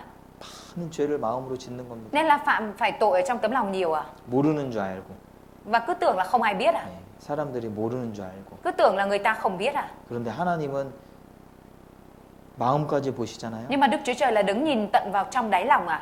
만물보다 거짓되고 심히 부패한 것은 마음이라 Lòng người ta là dối trá hơn muôn vật và rất là xấu xa. 누가 이를 알리오마는 Ai có thể biết được? 나 요한은 신장을 살피고 폐부를 시험하고 Ta, Đức Giê-hô-va dò xét tâm trí, thử nghiệm tấm lòng. 그러니까 예수님의 마음에 창이 찔려버린 겁니다. Bởi vậy nên giáo đã đâm vào người Đức Chúa Giêsu ạ, 물과 피가 쏟아졌습니다. khiến cho nước và máu chảy ra. 우리 죄 때문에 그런 거예요. Đó là vì tội lỗi của chúng ta. 실제로 이 십자가 형벌은 옷을 다 벗게 돼 있어요. Vốn dĩ trên thực tế hình phạt thập tự giá này là cởi hết quần áo ra. 예수님은 옷을 입고 계시죠? Ở trên hình thì đây là Đức Chúa Giêsu còn đang mặc khố đúng không ạ? 이건 영화이기 때문에 Bởi 그렇습니다. vì cái này là bộ phim làm lại thôi à. 예. 옷을 벗는다는 것은 굉장히 수치스러운 거예요. Và cái việc mà một người lớn phải trần truồng trước mặt bao nhiêu người là một điều rất xấu hổ à. 성인이 Một người lớn à, 직위가 높으면 높을수록 Và càng là người có vị trí cao 네, 부끄러움을 느낍니다. thì càng cảm thấy xấu hổ 예수님은 왜 이렇게 부끄럽게 Tại 되셨을까요? vì sao Đức Chúa Giêsu lại phải chịu xấu hổ như thế này 예수님은 사람이 아니에요. Đức Chúa Giêsu 하나님의 아들입니다. Đức Chúa Giêsu không phải là con người mà là con của Đức Chúa Trời 예. 사람들 앞에서 피조물이잖아요. Trước mặt con người là tạo vật 옷을 다 벗으셨어요. Ngài đã phải cởi bỏ hết quần áo 얼마나 수치스러우셨을까요? Đó là điều xấu hổ biết bao 우리 때문에 그러신 거예요. Ngài chịu thay điều đó cho chúng ta 우리가 하나님 앞에 가면, 죄를 가지고 하나님 앞에 가면 Bởi vì nếu như mà chúng ta đem theo tội lỗi này đứng trước Đức Chúa Trời 우리의 모든 죄를 하나님께 다 직고한다고 되어 있습니다. thì lúc đó được nói là chúng ta sẽ phải khai trình về mọi tội lỗi của mình 그날은 부끄러움의 날이에요. Và nếu thế ngày đó sẽ là ngày mà chúng ta cảm thấy vô cùng xấu hổ 각인이 자기 죄를 자기 입으로 직접 말한다고 했습니다. Kinh Thánh đã nói là người đó sẽ phải khai trình về mọi tội lỗi của mình bằng chính miệng của mình 모든 사람이 다 아는 거예요. 다 알게 되는 거예요. 나의 죄를. Và lúc đó tất cả mọi người sẽ biết về tội lỗi của mình 이 죄가요. 드러나는 게 얼마나 두려운 일인지 아십니까? Mọi người có biết cái việc mà tội lỗi mà bị người khác biết nó là cái điều đáng sợ biết bao không 어떤 사람은 자기 죄가 드러나니까요. 스스로 목숨을 끊어버려요. Thậm chí có người khi mà bị phơi bày tội ra bản dân thiên hạ thì đã tự tử 그만큼 죄가 무서운 거예요. 이게 드러난다는 얼마나 부끄러운 거예요, 그게. Bởi vì tội lỗi là cái đáng sợ và khi mà bị bày tỏ ra thì nó đáng sợ và xấu hổ biết bao 그래서 예수님께서 Bởi vậy nên Đức Chúa Giêsu 우리 대신 부끄러움을 당하신 겁니다. đã chịu thay sự xấu hổ cho chúng ta. 자, 예수님이 십자가에 고난 당하시는 장면을 영화로 만들었는데 Người ta đã dựng lại bộ phim về cảnh Đức Chúa Giêsu bị đóng đinh trên thập tự giá. 제가 한번 보겠습니다. Chúng ta cùng xem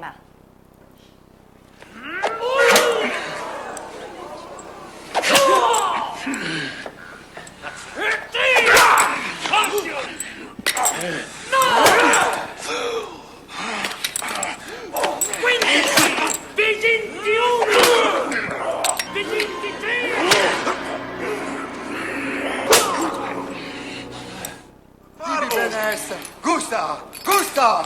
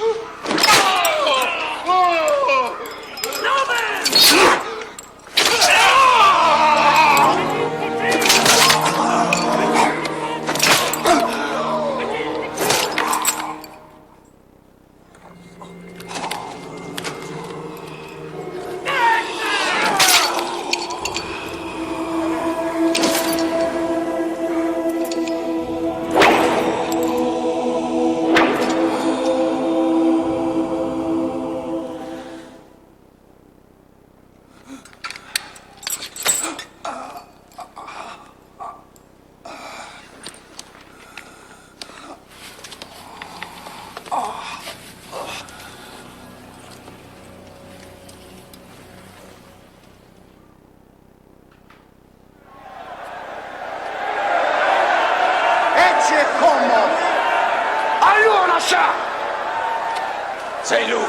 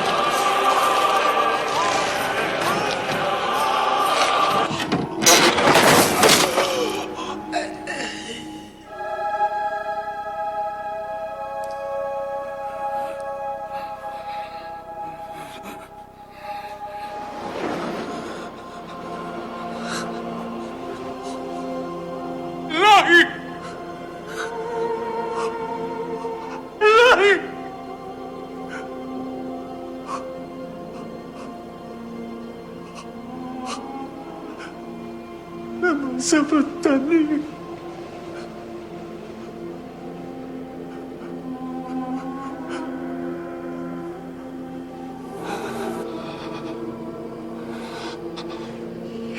예수님.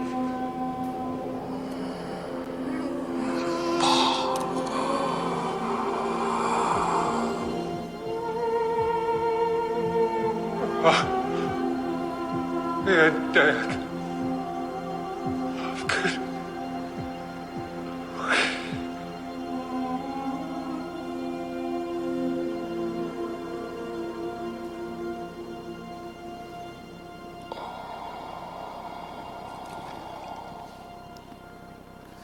예수님은 죽어가면서도 Kể cả khi lúc Đức Chúa Giêsu sắp chết 저희를 사하여 주옵소서 기도하셨습니다. Ngài vẫn đã cầu nguyện rằng lạy Cha xin tha cho họ. 그리고 돌아가시기 전에 Rồi trước khi Đức Chúa Giêsu mất 뭐라고 말씀하셨어요? Đức Chúa Giêsu đã nói câu gì 다 이루었다 Mọi việc đã hoàn tất 하시고 고개를 숙이시고 돌아가셨다. Rồi sau đó Ngài mới gục đầu xuống chút linh hồn 무엇을 다 이루었을까요? Vậy thì việc gì đã được hoàn tất 히브리서 1장 한번 보시죠. Chúng ta cùng mở sách Hebrew đoạn 1 히브리서 1장 Hebrew đoạn 1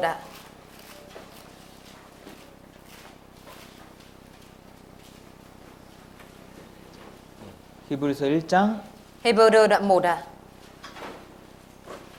3절입니다. câu 3 중간부터 제가 읽을게요. từ phần giữa. 죄를 정결케 하는 일을 하시고 높은 곳에 계신 위엄의 우편에 앉으셨느니라. Sau khi tẩy sạch tội lỗi, Ngài ngồi bên phải đấng tôn nghiêm ở trên trời. 예.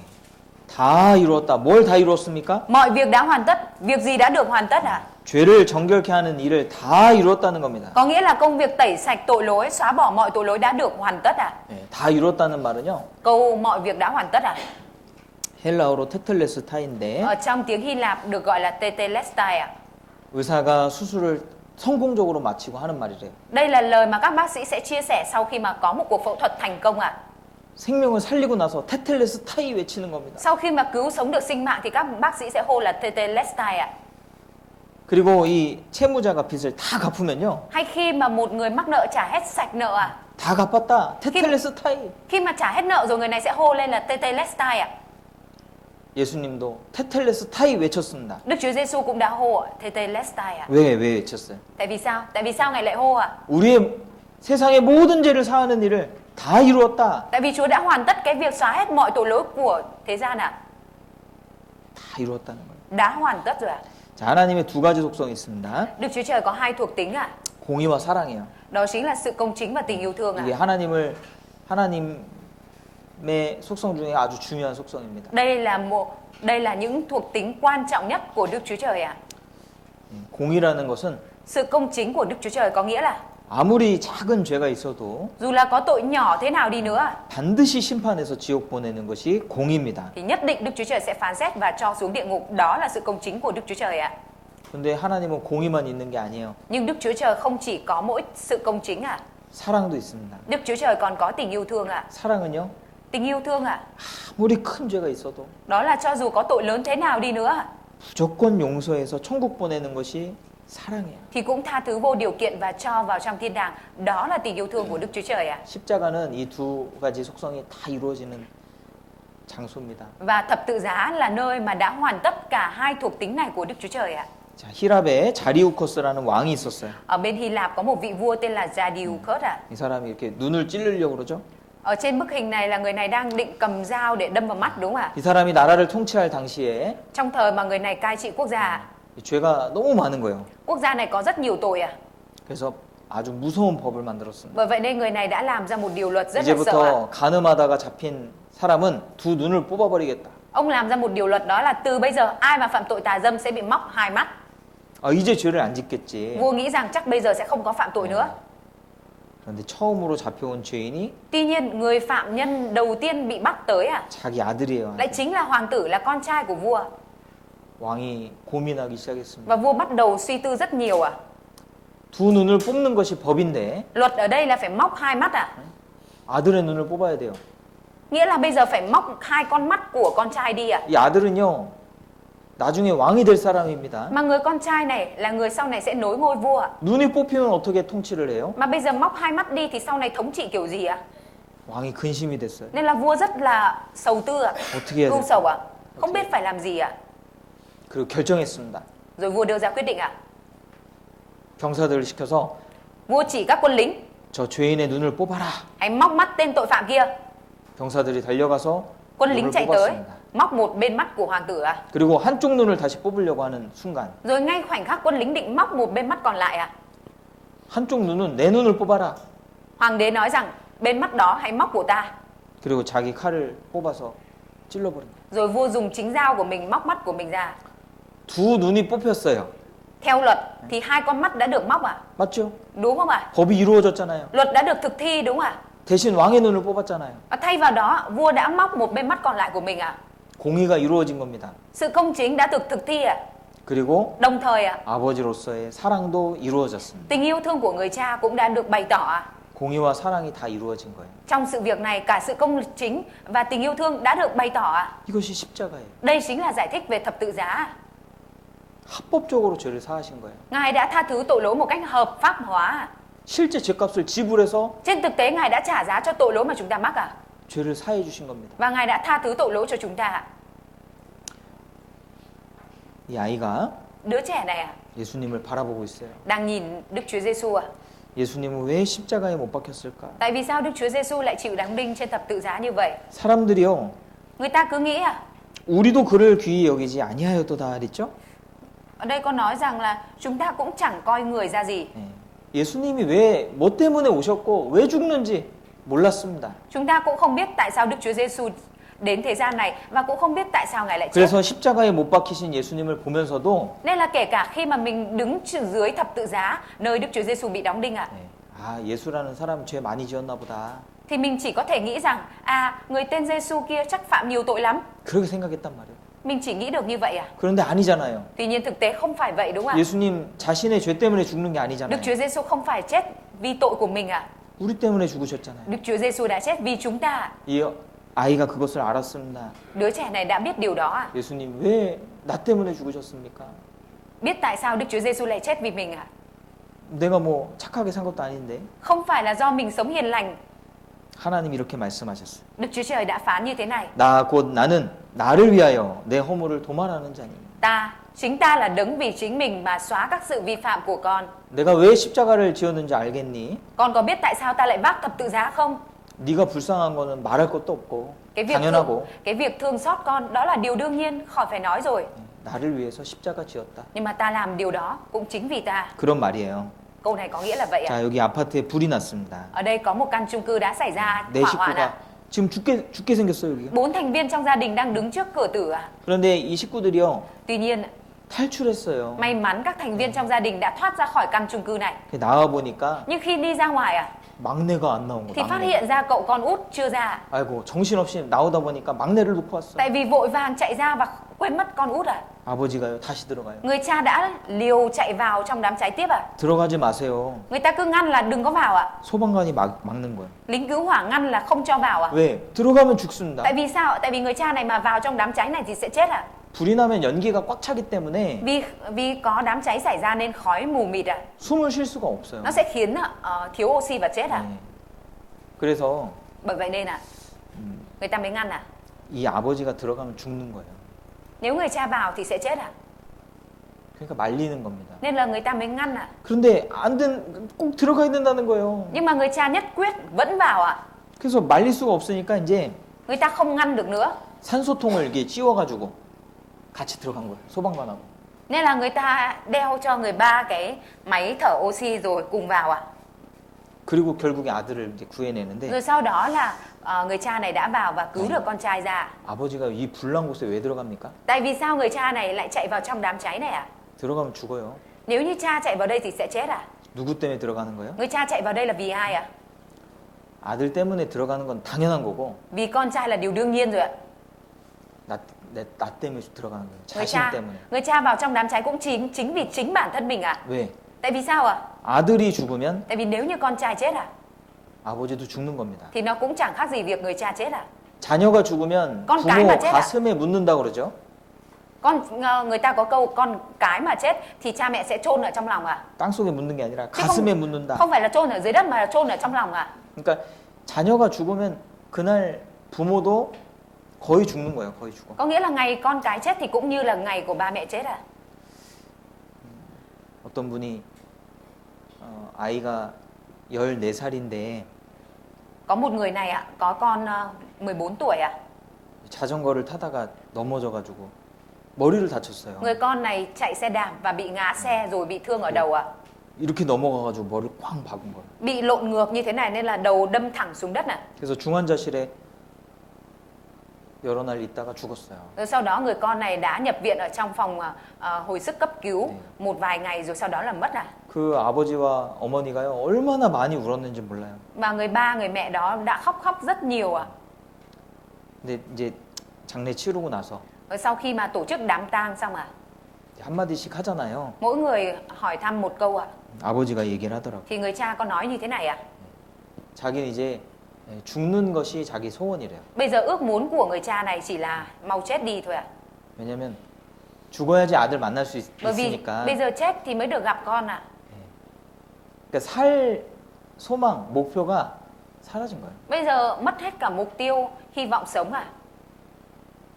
그러니까 아들이 죽으면 아버지 죽는 거예요. Tức là con chết cũng như là cha chết à. 하나님도 우리가 지옥 가는 것을 원치 않으십니다. Đức Chúa Trời không muốn chúng ta đi xuống địa ngục à. 그러니까 십자가 지신 거예요. Bởi vậy nên Ngài mới vác thập tự giá. 자기 죄 때문에 십자가 지은 게 아니라니까요. Không phải Đức Chúa Giêsu vác thập tự giá vì mình ạ. 우리 때문에 십자가를 지신 거라고요. Đức Chúa Giêsu vác thập tự giá vì chúng ta ạ. 우리의 죄 때문에 십자가를 지신 겁니다. Ngài vác thập tự giá vì chúng ta. 왜? Vì sao ạ? 예수님이 안 하시면은 Bởi vì nếu Đức Chúa Giêsu không làm việc này ạ, 우리가 다 지옥 가잖아요. thì tất cả chúng ta sẽ phải đi xuống địa ngục ạ. 십자가는 우리를 사랑하시기 때문에 지신 겁니다. Thập tự giá là cái mà Đức Chúa Trời yêu thương chúng ta nên Ngài mới vác ạ. 우리가 아직 죄인 되었을 때에 그리스도께서 우리를 위하여 죽으심으로 하나님께서 우리에게 대한 자기의 사랑을 확증하셨느니라. Nhưng Đức Chúa Trời đã bày tỏ lòng yêu thương của Ngài đối với chúng ta khi chúng ta còn là tội nhân thì Đấng Christ đã chết thay cho chúng ta.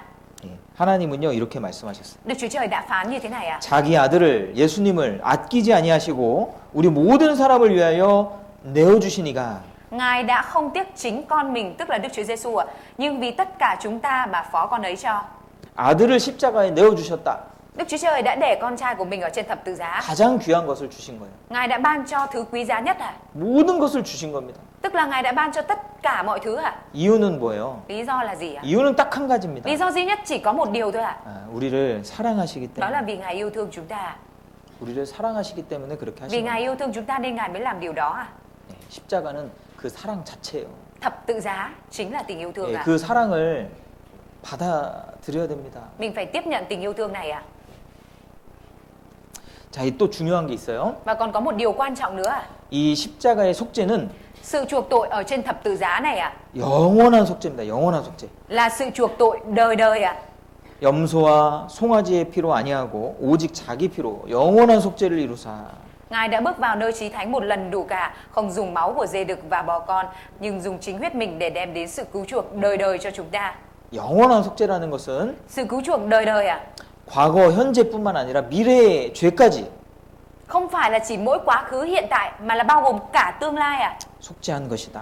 Sự chuộc tội ở đây là đời đời ở đây là 네. tất cả. 어떤 분은 이것을 잘 이해를 못해요. Có người thì lại không hiểu rõ được nội dung này ạ. 아니 어떻게 미래의 죄를 사합니까? Làm sao mà Chúa lại có thể tha được tội tương lai? 미래 죄 짓지도 않았는데 Tội tương lai tôi chưa có mắc mà.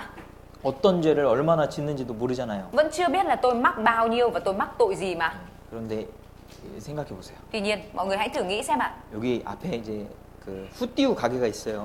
Ở phía trước này có quán hủ tiếu ạ. 좀 멀리 가면 후띠우 묵, 오징어 후띠우 집이 있어요. Đi xa xa hơn một tí thì có quán hủ tiếu mực ạ. 제가 거기다가 제가 Ví dụ như ạ, thầy 제가 너무 돈이 많아가지고 ví dụ như ạ, thầy có rất nhiều tiền ạ. 100억 동을 내놨다. Thầy trả trước cho cái quán hủ tiếu mực đó 100 triệu ạ. À, thầy có tốn 10 tỷ ạ. 그리고 여러분들 내일 가서 거기 가서 Rồi 마음껏 드세요. thầy mời mọi người là ngày mai qua quán đấy ăn thoải mái, ăn tự do. 예. ăn xả láng ạ. 그러면 내일 맛있게 먹고 Nếu vậy thì ngày mai mọi người đến đó mọi người ăn ngon miệng. 돈을 또 내야 돼요, 안 내야 돼요? Sau đó là mọi người có phải trả tiền nữa không ạ? 10그릇 먹어도요? Ăn 10 tô. Ví dụ ăn 10 tô có trả nữa không ạ? 100그릇 먹어도요? Ăn 100 tô ạ? 맞죠? Đúng không ạ? 미리 내놓으면 Nếu như trả trước ạ 돈 안 내도 되는 거예요. thì sau không phải trả nữa ạ. 예? 몇 그릇 먹을지도 몰라요. Mình cũng không biết là mai ngày kia mình ăn bao nhiêu tô. 예? 어떤 음식 먹을지도 몰라요. Mình cũng chưa biết là mình gọi tô đặc biệt hay tô gì ạ. 사람도 미리 갚을 수 있네. Nhưng mà con người có khả năng là trả trước này. 사람도 미리 갚을 수 있네요. Con người có khả năng trả trước này. 하나님 왜 못하시겠어요? Vậy thì Đức Chúa Trời tại sao lại không làm được ạ? 그래서 하나님은 Bởi vậy nên Đức Chúa Trời đã nói 그 모든 죄를 인하여 여호와의 손에서 배나 받았느니라.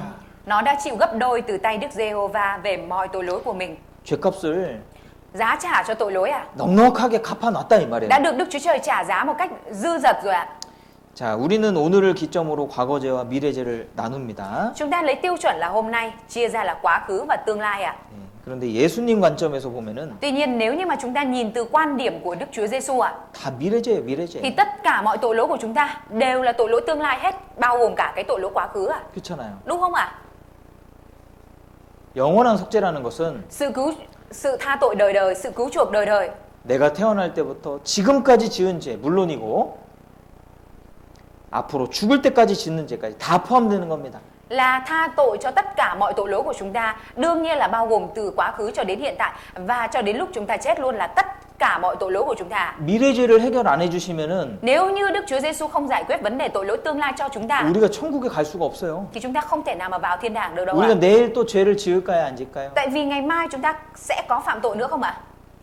죄가 올라오는데 어떻게 안 져요? Tội lỗi nó cứ trào dâng lên, làm sao mà chúng ta ngăn được nó ạ? 그러니까 하나님이 미래 죄까지 다 해결해 Bởi 주셔야지만 vậy nên Đức Chúa Trời phải giải quyết cả tội lỗi tương lai cho chúng ta 천국 갈 수 있는 거예요. thì chúng ta mới có thể vào trong thiên đàng được ạ. 보옵소서 내게 큰 고통을 더하신 것은 내게 평안을 주려 하심이라. Này, nỗi cay đắng của tôi đã trở nên sự bình an. 주께서 나의 영혼을 사랑하사 멸망의 구덩이에서 나를 건지셨고 나의 모든 죄는 주의 등 뒤에 던지셨나이다. Chúa đã yêu thương linh hồn tôi, đem nó ra khỏi hầm hủy diệt, vì Chúa đã ném mọi tội lỗi tôi ra sau lưng Ngài. 예, 이게 내 죄라고 생각해 보세요. Ví dụ như mọi người nghĩ đây là tội lỗi của mình ạ. 주의 등 뒤에 Đây 던지셨나이다. là tất cả mọi tội lỗi trong cuộc đời của mình, nhưng mà Chúa ném ra đằng sau lưng Chúa rồi ạ. 자기 등에 볼 수 있습니까? 자기 등을? Có vị nào mà có thể quay ra đằng sau và nhìn thấy cái tấm lưng của mình không ạ? 자기 등을 볼 수 있어요? Có vị nào mà có thể quay đầu ra nhìn thấy lưng của mình không ạ? 안 보이잖아요. Không thấy được đúng không ạ? 하나님이 우리 죄를 안 보시겠다고 말씀하시는 Tức là Đức 거예요. Chúa Trời đang muốn nói ở đây là Ngài không nhìn thấy tội lỗi của chúng ta nữa. 안 보시겠다고 Ngài 말씀하시는 không nhìn tội lỗi của chúng ta nữa. 죄를 못 보면은 심판 못 하죠. Không nhìn thấy tội lỗi thì không phán xét được nữa đúng không ạ? 미가서에도 Ở trong sách Mi-chê 다시 우리를 긍휼히 여기셔서 우리의 죄악을 발로 밟으시고 우리의 모든 죄를 깊은 바다에 던지시리이다. ở trong này có nói Ngài sẽ còn thương xót chúng tôi, giày đạp sự gian ác chúng tôi dưới chân Ngài và ném tất cả tội lỗi chúng tôi xuống đáy biển. 죄를 어디다가 던졌어요? 우리 죄를? Ở đây Chúa đã nói là Chúa ném tất cả mọi tội lỗi của chúng ta xuống đâu ạ? 깊은 바다에 던지셨다. Xuống đáy biển, trong tiếng Hàn 자, là đáy 이 biển sâu luôn 사람 ạ. 이 주먹만한 다이아몬드가 있어요. Ví dụ như ở đây người này có một cái viên kim cương to bằng nắm đấm ạ. 바닷속에 빠졌어. Nhưng mà nó bị rơi xuống dưới đáy biển ạ. 이거 얼마일까요? Cái viên này thì khoảng bao tiền ạ? 한 200억 동은 될 것 같은데. Chắc là khoảng 20 tỷ ha? 아닌가? Hay à? Yeah. 자, 이 반지 찾을 수 있어요? 다이아몬드 찾을 수 있어요? Liệu rằng khi mà nó rơi xuống biển rồi thì chúng ta có tìm lại được nữa không ạ? 못 찾아요. Không tìm được nữa ạ. 자, 우리 죄를 깊은 바닷속에 던졌다니까요. Đức Chúa Trời đã nói rằng mọi tội lỗi của chúng ta đã được Chúa ném xuống đáy biển sâu ạ. 안 찾는다는 Có nghĩa 얘기예요. là Ngài không tìm thấy lại nữa, Ngài không tìm thấy nữa. 동이 서에서 먼 것 같이 우리 죄가를 우리에게서 멀리 옮기셨으며 Phương Đông xa cách phương Tây bao nhiêu thì Ngài cũng cất sự vi phạm chúng ta cách xa chúng ta bấy nhiêu. 한국 지도입니다. Đây là bản đồ Hàn Quốc ạ. 예. 동쪽, Phía Đông đây ạ. 서쪽, Đây là phía Tây ạ. 동쪽하고 서쪽은 Giữa phía Đông và phía Tây ạ. 항상 만날 수가 없어요. Nó luôn luôn không có thể gặp nhau ạ. 예? 완전 반대잖아. 끝과 끝입니다. Hướng Đông và hướng Tây ạ. Nó là hai hướng hoàn toàn từ đầu này đến đít đầu kia nên là nó không thể bao giờ gặp nhau được đúng không ạ? 그러니까 죄를요 Tội lỗi của chúng ta, 동에서 서로 옮겨놓은 거예요. Chúa chuyển từ đông sang 아무 쪽이나 Chúa chuyển từ đông sang tây à? 반대쪽으로 옮겼다고요. Chúa nói chung là Chúa chuyển sang hướng ngược lại à? 찾을 수가 없어요. Có nghĩa là Ngài không tìm thấy nữa à? 우리 죄를 이렇게 해결해 놓으셨다는 것을 Cái việc mà Chúa giải quyết tội lỗi của chúng ta, 여러 번 말씀하시는 겁니다. Chúa thông qua nhiều câu kinh thánh để miêu tả rằng Ngài đã giải quyết hoàn toàn tội lỗi của chúng ta rồi 이사야 ạ. 44장에 Ở trong sách kinh thánh Ê-sai đoạn 44 ạ. 내가 내 허물을 빽빽한 후름에 사라짐같이 내 죄를 안개에 사라짐같이 도말하였으니 Ta đã xóa sự vi phạm của con như mây dày đặc và tội lỗi con như đám mây. Hãy trở lại cùng ta vì ta đã chuộc con. 자, 이 죄를 없앴다는 뜻입니다. Ở đây có nghĩa là Ngài đã xóa sạch tội lỗi của chúng ta. 더러운 벽이 있어요. Như ở đây ạ, có một cái bức tường rất là dơ. 어떻게 지워요? 없애요. Làm thế nào để làm sạch nó đây ạ? 이런 더러운 벽은요. Với một cái bức tường dơ như thế này ạ, 페인트 칠해요. thì người ta sẽ dùng sơn để sơn đè lên ạ, 덮어버려요. che đậy lên ạ. 깨끗해졌죠? Bây giờ nó sạch rồi đúng không ạ? 자, 우리 죄가 이렇게 많습니다. Tội lỗi của chúng ta vốn nhiều như thế này ạ. 죄는 한 번 지으면 안 없어져요. Một khi đã phạm tội thì nó không có biến mất ạ. 다 그게 하늘에 다 Tất 올라갑니다. cả mọi tội lỗi của chúng ta đều trình dâng lên trời ạ. 이 죄를 어떻게 없앨까? Làm thế nào để xóa bỏ tội lỗi này ạ? 도말해버려요. Che đi ạ, xóa bôi ạ. 덮었다 이 말이에요. Bằng cách là xóa bôi, sơn lên ạ. 예수님의 피로 덮었다 이 말입니다. Xóa bôi bằng huyết của Đức Chúa Giêsu ạ. 아까 죄 많았죠? Nãy thì có nhiều tội đúng không ạ? 죄 보여요 안 보여요? Bây giờ còn nhìn thấy tội lỗi nữa không ạ? 죄 보입니까? Bây giờ còn nhìn thấy tội lỗi nữa không ạ? 안 보이잖아요. Không thấy nữa đúng không ạ? 우리가 죽음을 건너서 Khi mà chúng ta bước qua cái chết ạ, 하나님 앞에 서겠죠. chúng ta sẽ đứng trước mặt Đức Chúa Trời đúng không ạ? 하나님이 뭘 보실까요? Lúc này Đức Chúa Trời sẽ nhìn vào cái gì ạ? 우리 죄를 볼 수 있을까요? Bây giờ Ngài còn nhìn thấy tội lỗi của chúng ta nữa không ạ? 못 보신다니까요. Ngài không nhìn thấy được nữa 그럼 ạ. 하나님은 뭐가 보여요? Vậy thì Đức Chúa Trời nhìn thấy cái gì ạ? 예수님의 피가 보이잖아요. Nhìn thấy huyết của Đức Chúa Giêsu đã che lấp đi tội lỗi của chúng ta thôi ạ. 죄가 없어요. 죄가 안 보이는 거예요. Không có thấy tội lỗi nữa ạ. 그럼 어디로 가요? Vậy thì đi về đâu ạ? 죄가 없는데 어떻게 지옥에 갑니까? Không có tội lỗi thì làm sao mà đi xuống địa ngục ạ? 그래서 천국 갈 수 있는 거예요. Bởi vậy nên nhờ đó mà có thể vào trong thiên đàng ạ. 내 죄를 안개에 사라짐같이 도말하였으니. Ta đã xóa sự vi phạm của con như mây dày đặc. 그리고 다음에 뭐라고 하셨어요? Và sau đó Chúa nói cái gì ạ? 너는 내게로 돌아오라. Hãy trở lại cùng ta. 돌아오라. Hãy trở lại ạ. 돌아가는 건 뭐예요? Trở lại là gì ạ? 돌아가는 건 믿는 겁니다. Trở lại có nghĩa là tin ạ. 사람을 찾습니다. Ở đây đang tìm người ạ. 읽어주세요. Chin Hong ơi, bố mẹ đã tha thứ cho con rồi. Bố sẽ để con làm theo ý mình muốn. Bố hứa với con, đừng vất vả nữa. Hãy trở về nhé. 예. 부모님이 진홍이를 찾고 있어요. Ba mẹ đang tìm Chin Hong ạ. 예.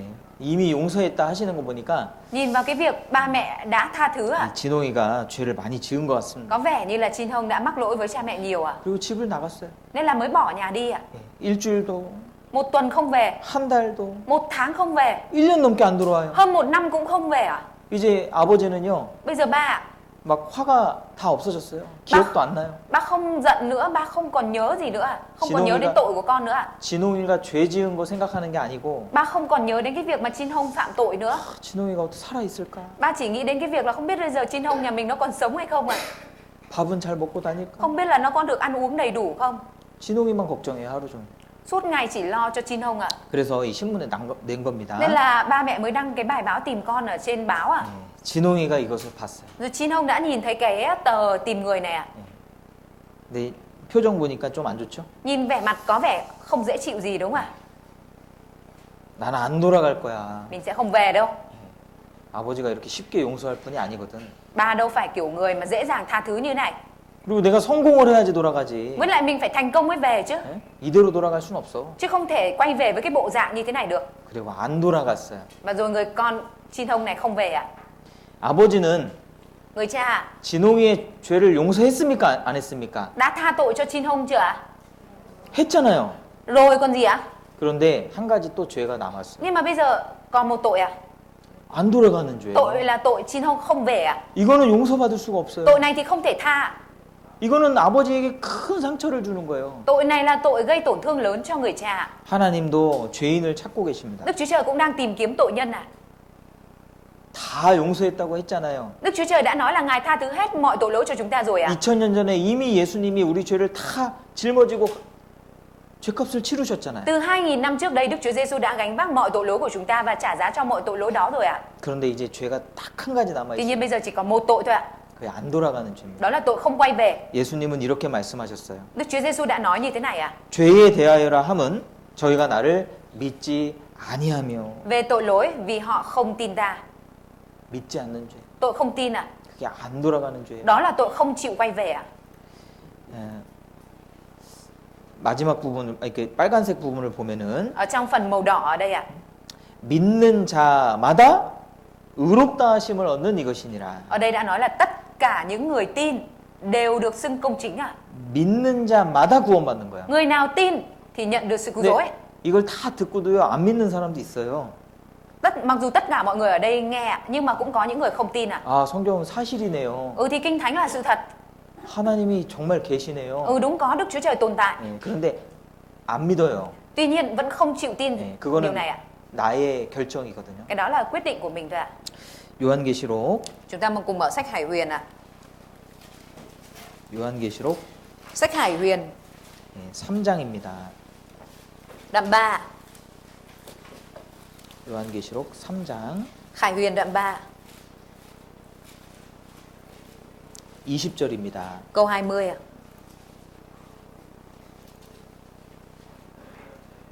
읽어주세요.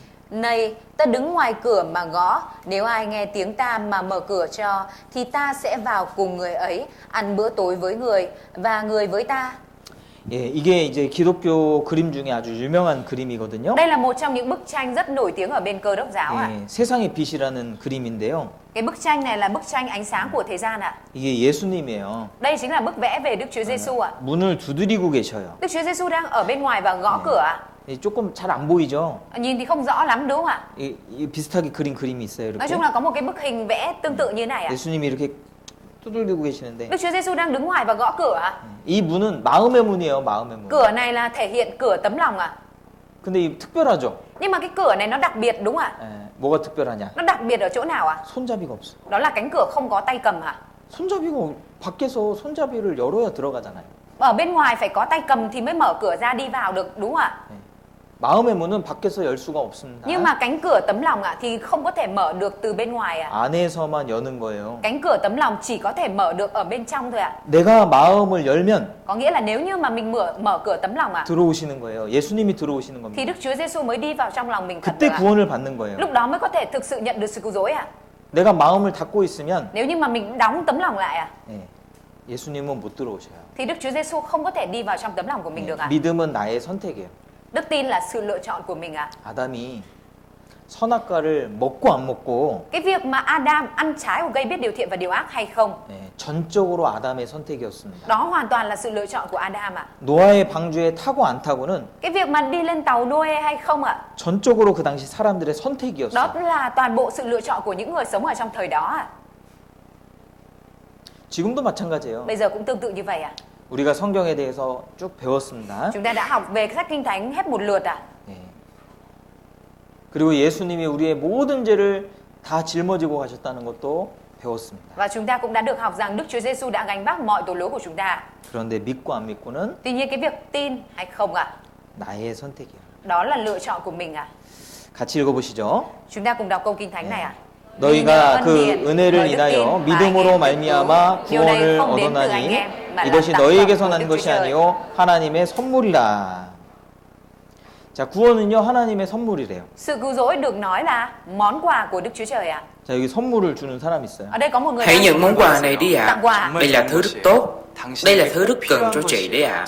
Không, tôi không cần đâu ạ. 선물을 주는데 Người này tặng quà 선물을 안 받아요. nhưng mà người kia không nhận ạ. 자, 선물이라는 것은 Quà 무료예요, 무료. là miễn phí ạ. 선물은 돈 주고 받는 게 아니에요. Không phải là mình trả tiền cho người ta để mình nhận quà. 그렇죠? Đúng không ạ? 받는 거는 쉬워요, 어려워요? Cái việc nhận quà dễ hay khó ạ? 네?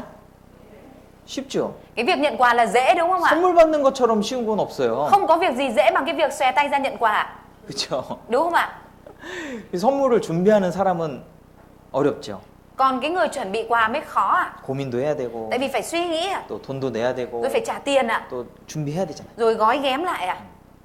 그런데 Tuy nhiên ạ, 이 선물 안 받으면요. nếu như mà mình không nhận quà, 안 받으면 내 거예요, 아니에요? nếu như mà mình không nhận quà thì quà đấy có thành của mình được không ạ? 받으면 내 거예요, 선물은. Nếu như mà mình nhận quà thì nó thành của mình ạ. 맞아요? Đúng không ạ? 선물을 받으면 내 거예요. Nếu như mà nhận quà thì nó thành của mình ạ. 그죠? Đúng không ạ? 근데 안 받으면은 Nhưng mà nếu như mình không nhận ạ, 내 거예요, 아니에요? thì nó có phải là của mình không ạ? 아니잖아요. Không, đúng ạ. 예? 그죠? Đúng ạ. 구원도 선물이에요. Sự cứu rỗi cũng được nói là món quà. 받으면 내 거예요. Nếu như mà mình nhận ạ, thì nó, 받으면 천국 갈 수 있어요. nếu như mà mình nhận sự cứu rỗi này thì mình sẽ được vào trong thiên đàng ạ. 근데 거절할 수도 있어요. Tuy nhiên mình cũng có thể từ chối ạ. 선물은 손으로 받는 것이고 Món quà thì mình nhận bằng tay ạ. 구원은 믿음으로 받는 겁니다. Còn sự cứu rỗi ạ thì mình nhận bằng tấm lòng, bằng đức tin ạ. 자, 이 아저씨가 죽을 병에 걸렸어요. Cái chú này thì đang mắc bệnh nan y sắp chết ạ. 아들이 약을 구해왔습니다. 약. Con trai đã kiếm được thuốc chữa về cho chú ạ. 약 안 먹는다는 거예요. Nhưng mà chú này nói là chú không uống ạ. 약을 안 먹어서 죽었어요. Và vì không chịu uống thuốc nên là chú đã chết ạ. 그럼 이 사람은 Người này ạ, 병 때문에 죽은 거예요. 약을 안 먹어서 죽은 거예요. chết vì bệnh hay là chết vì không uống thuốc ạ? 병 때문도 있지만은 Mặc dù cũng có yếu tố là chết vì bệnh ạ. 약을 안 먹어서 병을 못 고쳤어요. Nhưng mà vì người này không uống thuốc nên không chữa được bệnh nên chết 그러면 ạ. 이 여기 모여 있는 우리 중에 Vậy thì trong chúng ta những người đang nhóm ở đây ạ, 지옥 가는 사람이 있다면은 nếu như có người phải đi xuống địa ngục ạ, 그 사람은 왜 지옥 간 거예요? vậy thì tại sao người đó lại phải xuống địa ngục ạ? 죄 때문에 지옥 간 겁니까? 안 믿어서 지옥 간 겁니까? Vì tội lỗi mà phải đi xuống địa ngục hay là vì không chịu tin nên phải đi xuống địa ngục ạ? 안 믿어서 지옥 가는 Vì 거예요. không tin nên mới đi xuống địa ngục ạ? 믿음은 어려운 게 아닌데 Đức tin không phải là điều khó ạ. 믿는 게 좋은 건데 Cái việc tin là tốt cho mình ạ. 믿어야 됩니다. Phải tin ạ. 여러분 예수님이 왜 오셨는지 아시겠죠? Mọi người đã biết tại sao Đức Chúa Giêsu lại đến trên đất này rồi chứ ạ? 성경을 왜 배우는지 아시겠죠? Mình biết được lý do tại sao mình lại học sách Kinh Thánh chưa ạ? 이 어제까지는요. Cho đến ngày hôm qua, 월요일부터 từ hôm thứ hai 계속 문제 얘기한 거예요. 문제. cho đến ngày hôm qua là thầy đang liên tục chia sẻ cho mọi người cái Dạ. vấn đề của mình là gì ạ? 우리가 인생에서 생각해야 될 문제가 있습니다. Trong cuộc đời của chúng ta có những vấn đề mà chúng ta thực sự phải suy nghĩ ạ. 네, 성경이 사실이고 Sách Kinh Thánh là sự thật ạ. 하나님 살아계시고 Đức Chúa Trời thực sự tồn tại ạ. 죽음이 끝이 Và 아닙니다. chết không phải là hết ạ. 문제 얘기한 Cái 거. tất cả những cái này nó là vấn đề của mình ạ. 네. 그리고 오늘은 답을 Và 말씀드렸어요. ngày hôm nay là ngày thầy đã đưa cho mọi người cái đáp án ạ. 예수님이 답이에요. Đức Chúa Giêsu chính là đáp án cho cuộc đời của mình ạ. 너무 쉽죠? Rất là dễ đúng không ạ? 너무 쉽죠? Rất là dễ đúng không ạ? 네.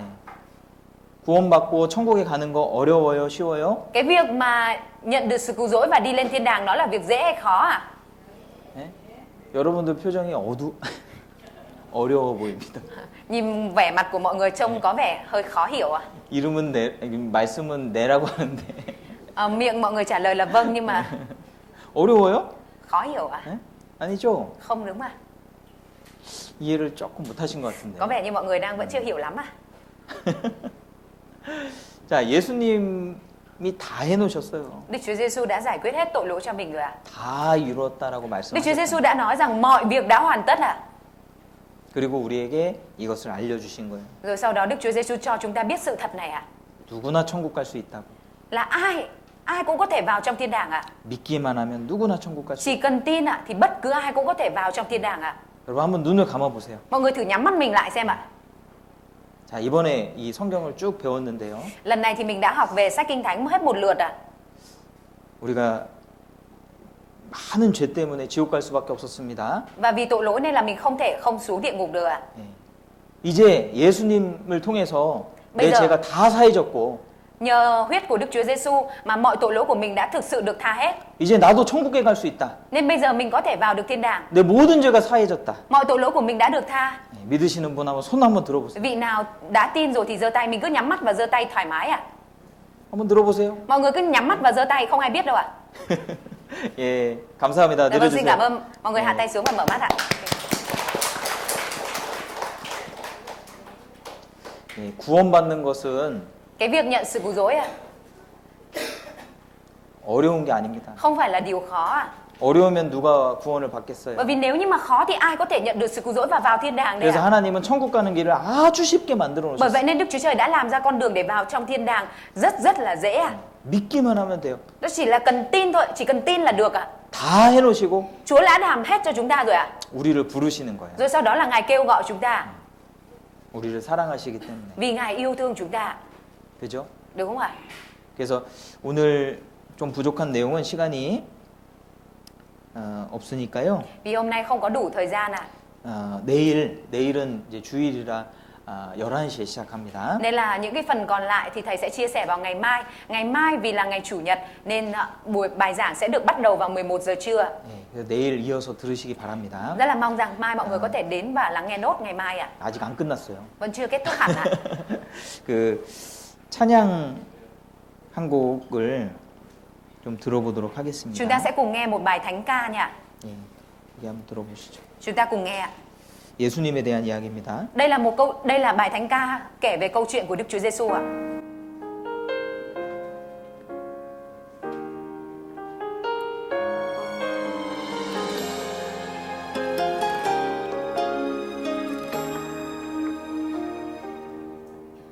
천번을 불러봐도 내 눈에 눈물이 멈추지 않는 것은 십자가의 그 사랑 나를 살리려 지신 그 십자가 모든 물과 피 나의 더러운 죄 씻으셨네 나를 향한 그 사랑 생명을 내어주사 영원한 생명을 내게 주심을 감사해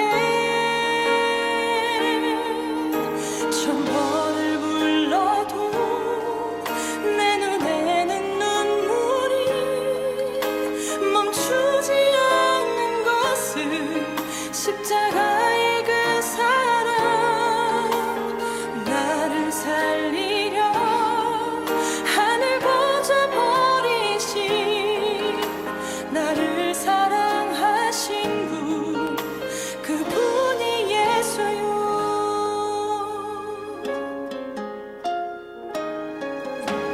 천번을 불러봐도 내 눈에 눈물이 멈추지 않는 것은 십자가의 그 사랑 나를 살리려 지신 그 십자가 모든 물과 피 나의 더러운 죄 씻으셨네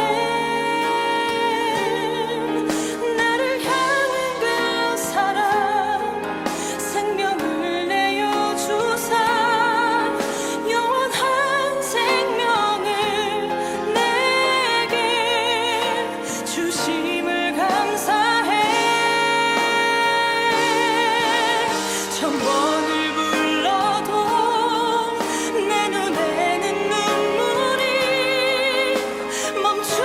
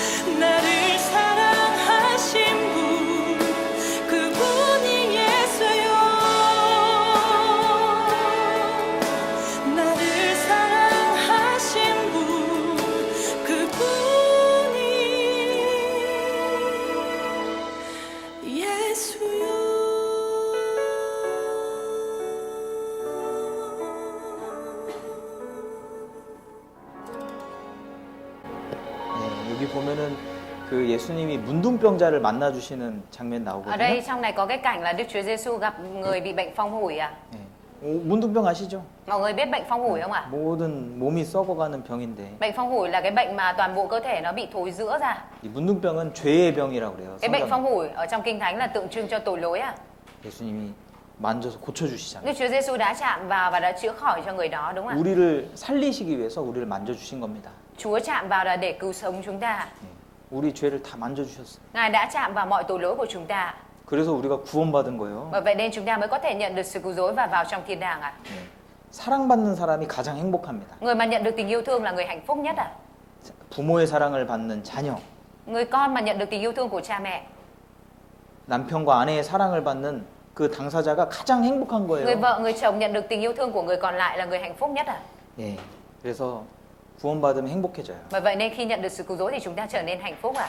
하나님의 사랑을 깨닫는 거기 Bởi vì 때문에 mình đã nhận biết được tình yêu thương của Đức Chúa Trời ạ. 가장 행복한 사람이 되는 Nên mình 겁니다. trở thành người hạnh phúc nhất ạ. 예, 기도하고 Chúng ta cùng cầu 마치겠습니다. nguyện kết thúc ạ. 사랑이신 아버지 하나님 Chúng con 감사드립니다. xin dâng lời cảm tạ Đức Chúa Trời là tình yêu thương. 우리가 죄인 되었을 때에 우리를 찾아오시고 Chúa đã tìm đến chúng con khi chúng con là tội nhân. 십자가의 사랑으로 저희들을 구원해 Và 주셨습니다. Ngài đã cứu vớt chúng con bằng tình yêu thương của thập tự giá. 주님, 그 놀라운 사랑을 여기 모인 우리들이 한 사람도 빠짐없이 다 받을 수 있도록 Nguyện xin Chúa 도와주시옵소서. Ngài giúp đỡ để tình yêu thương đáng kinh ngạc đó, tất cả mọi người nhóm ở đây đều có thể nhận được, không thiếu một ai. 주님, 아직 구원받지 못한 사람이 있다면 Chúa ơi, nếu như ở trong này vẫn có người chưa nhận được sự cứu rỗi, 주님 자비를 베풀어 주셔서 nguyện xin Chúa Ngài ban sự từ bi 그 불쌍한 영혼이 지옥에 가지 않을 수 있도록 để những 도와주시옵소서. linh hồn đáng thương đó không phải đi xuống địa ngục. 내일 이어지는 말씀을 통해서 또 오늘 부족한 것들을 채워주시고 Nguyện xin Chúa Ngài lấp đầy những nội dung còn thiếu của ngày hôm nay trong ngày mai. 천국 가는 그 귀한 믿음을 또 함께 배울 수 있도록 Để nguyện xin 도와주시옵소서. Chúa Ngài giúp đỡ để cho mọi người có được niềm tin chắc chắn quý báu để có thể vào trong thiên đàng. 예수님 이름으로 Chúng con thành kính cầu 기도드렸습니다. nguyện nhân danh Đức Chúa Giêsu Christ. Amen.